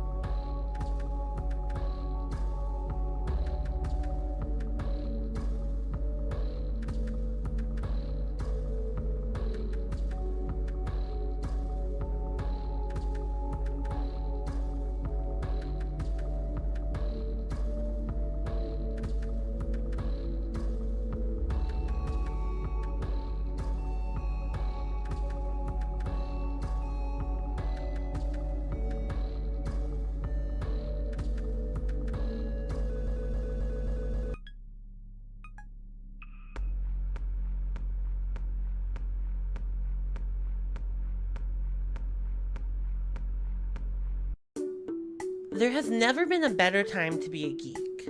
A common phrase I hear whenever I'm in the discussion of geekdom and the changing times. From the meteoric rise of tabletop gaming to Marvel's Avengers Endgame, grossing nearly $2.8 billion globally, to almost everyone, from young children to adults to grandparents, all either having games on their phones or PC battle stations with hundreds of titles in their library. It really seems to me like everyone is a geek nowadays. But this wasn't always the case.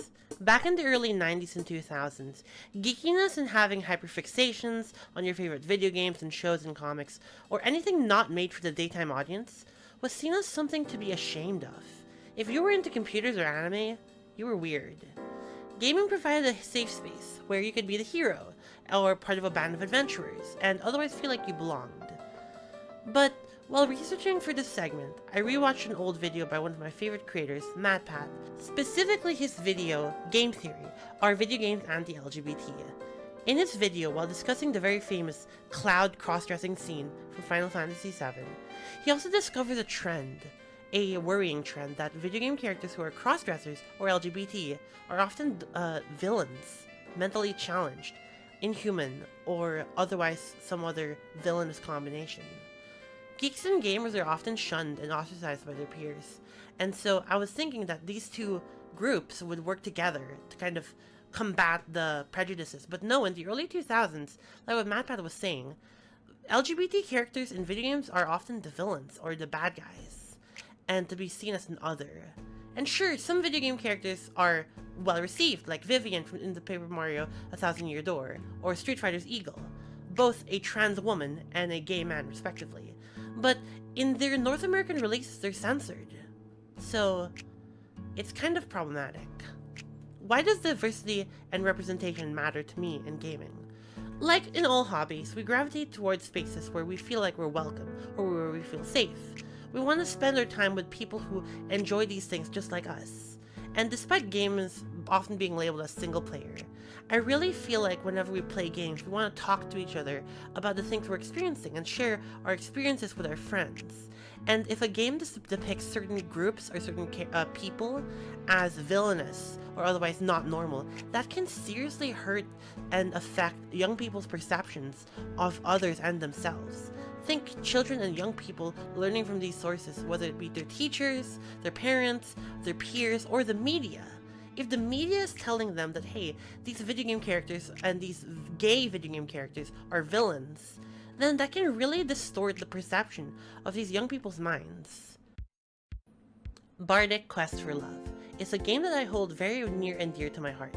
I've been working on it for the past 4 years now, and I've learned many things, and I think I can finally answer that question. Representation matters to me because I want people to feel like they're welcome, that it's okay for them to be here, and that they aren't the villains or bad people for being who they are. Video games are such a powerful storytelling tool that I truly believe that video games really are for everyone.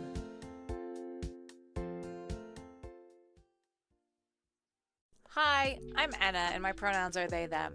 I'm a game developer, content creator, and a licensed animal nurse. I've worked on several LGBTQIA+ games, including First Bite and Arcade Spirits.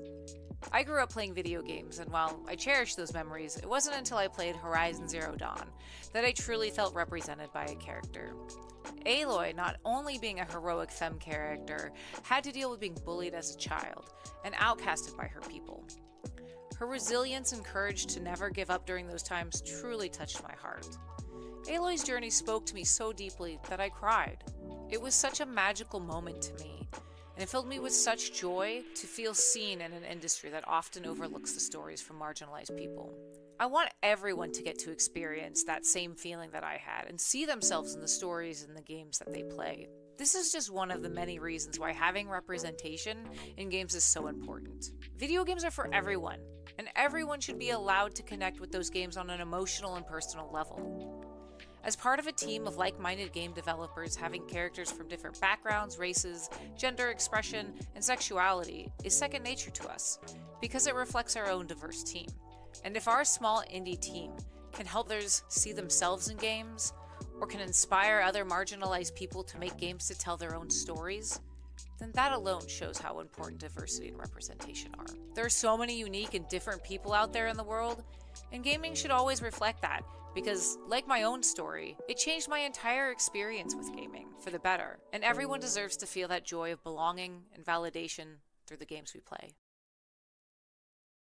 You gonna need any help with that power cell hookup? Nah, I'm good. Gonna test the connection. How's yours look, baby? Voltage adapter in place. Ready to rock. Hit it. While aboard Tacoma Station, please remember that all activity on this facility is monitored by AR recording. It's been a year now since our crew has cycled onto the station. Personally, I'm happy for us. Happy to be stuck up here with these people for another year. Debris has... Medium fire? 48 hours of breathable air. So we've got no air supply, no way to call for help. Minnie, I'm headed in. Need to figure out how to do everything we can to set this mission up for success. I can't do it. This is all crazy. We know it's not safe working up here. But BT could... BT's not coming. The clock is ticking. Odin, I'm freaking out. Close your eyes. We are the co-founders of Fulbright, and we hope that you'll enjoy finding out how Tacoma was made. I mean, isn't it strange? We've never felt the Earth's pull together. One day. One day.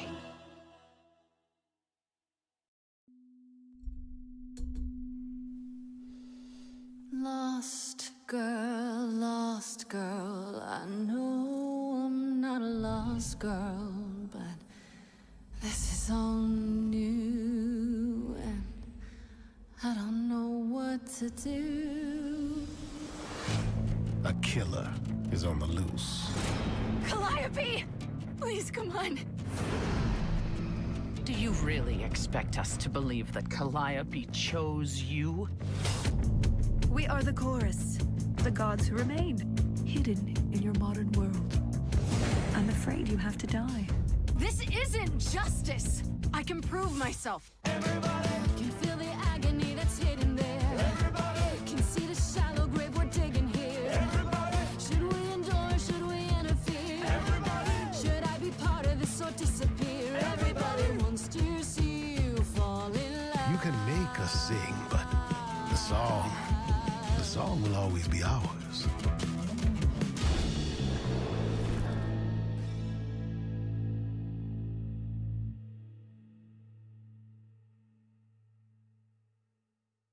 Wow, today's showcase has been absolutely fantastic.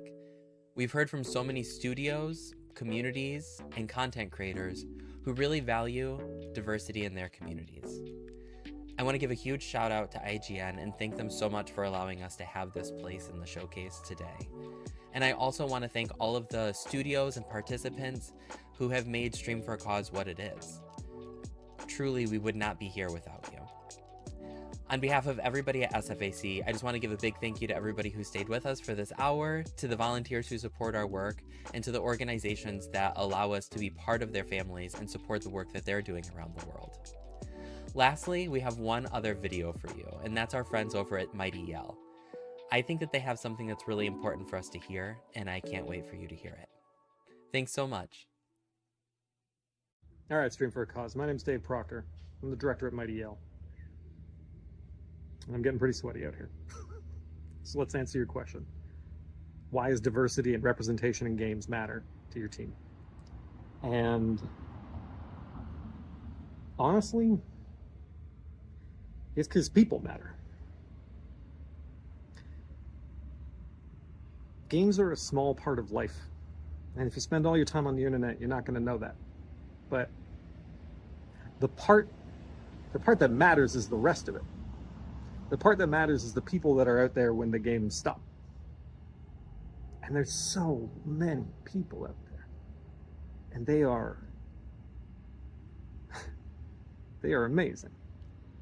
They are queer, and they are trans, and they are disabled. They are different genders, they are different ethnicities. They grew up differently than you. And I think hearing the stories of people that grew up differently than you, I think that's the most important thing that we can do on this planet.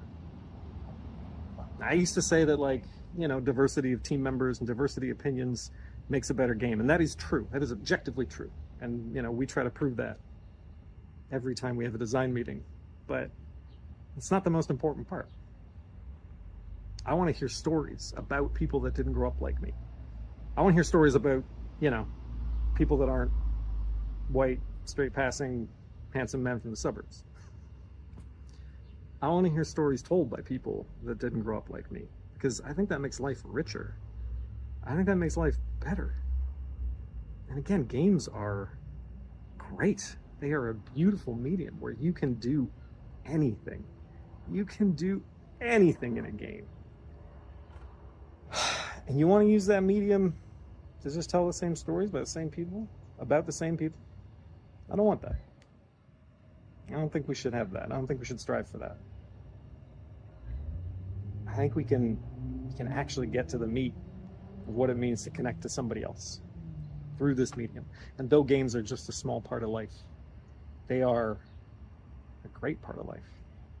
And they can reflect the diverse and exceptional beauty of life, of the people that you get to meet.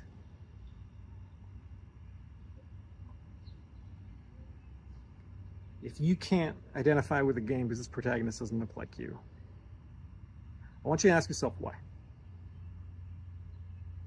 Because a good story is a good story. And a good game is made of a good story by different people. Thanks. Appreciate your time. And now we'd love to give thanks to some fantastic content creators, people like Morg Mistress, Queen of Darkness, Funko Beard, not to be confused with Funko Bear. Hey, look, it's Blobberella, Ella, A. There's King Bay, fun fact, not actually a king or a bay. Marisol Lords, your favorite drag queen's favorite drag queen, and isn't she just Adora Brie? Our board members include wonderful people like Marvel Les, long may she reign, and Alex, this is my 5th time doing this, take Erdenberger. We have our staff, Robbie and Ryan, as well, a big thanks to them. And of course, Out of This World Studios, giving us Out of This World support alongside all of these other fantastic sponsors. We wouldn't be able to do this without giving a big thanks to all of the indie showcasers that have helped us out in the month of June in the Queer Indie Game Showcase. And of course, happy gaming, everybody.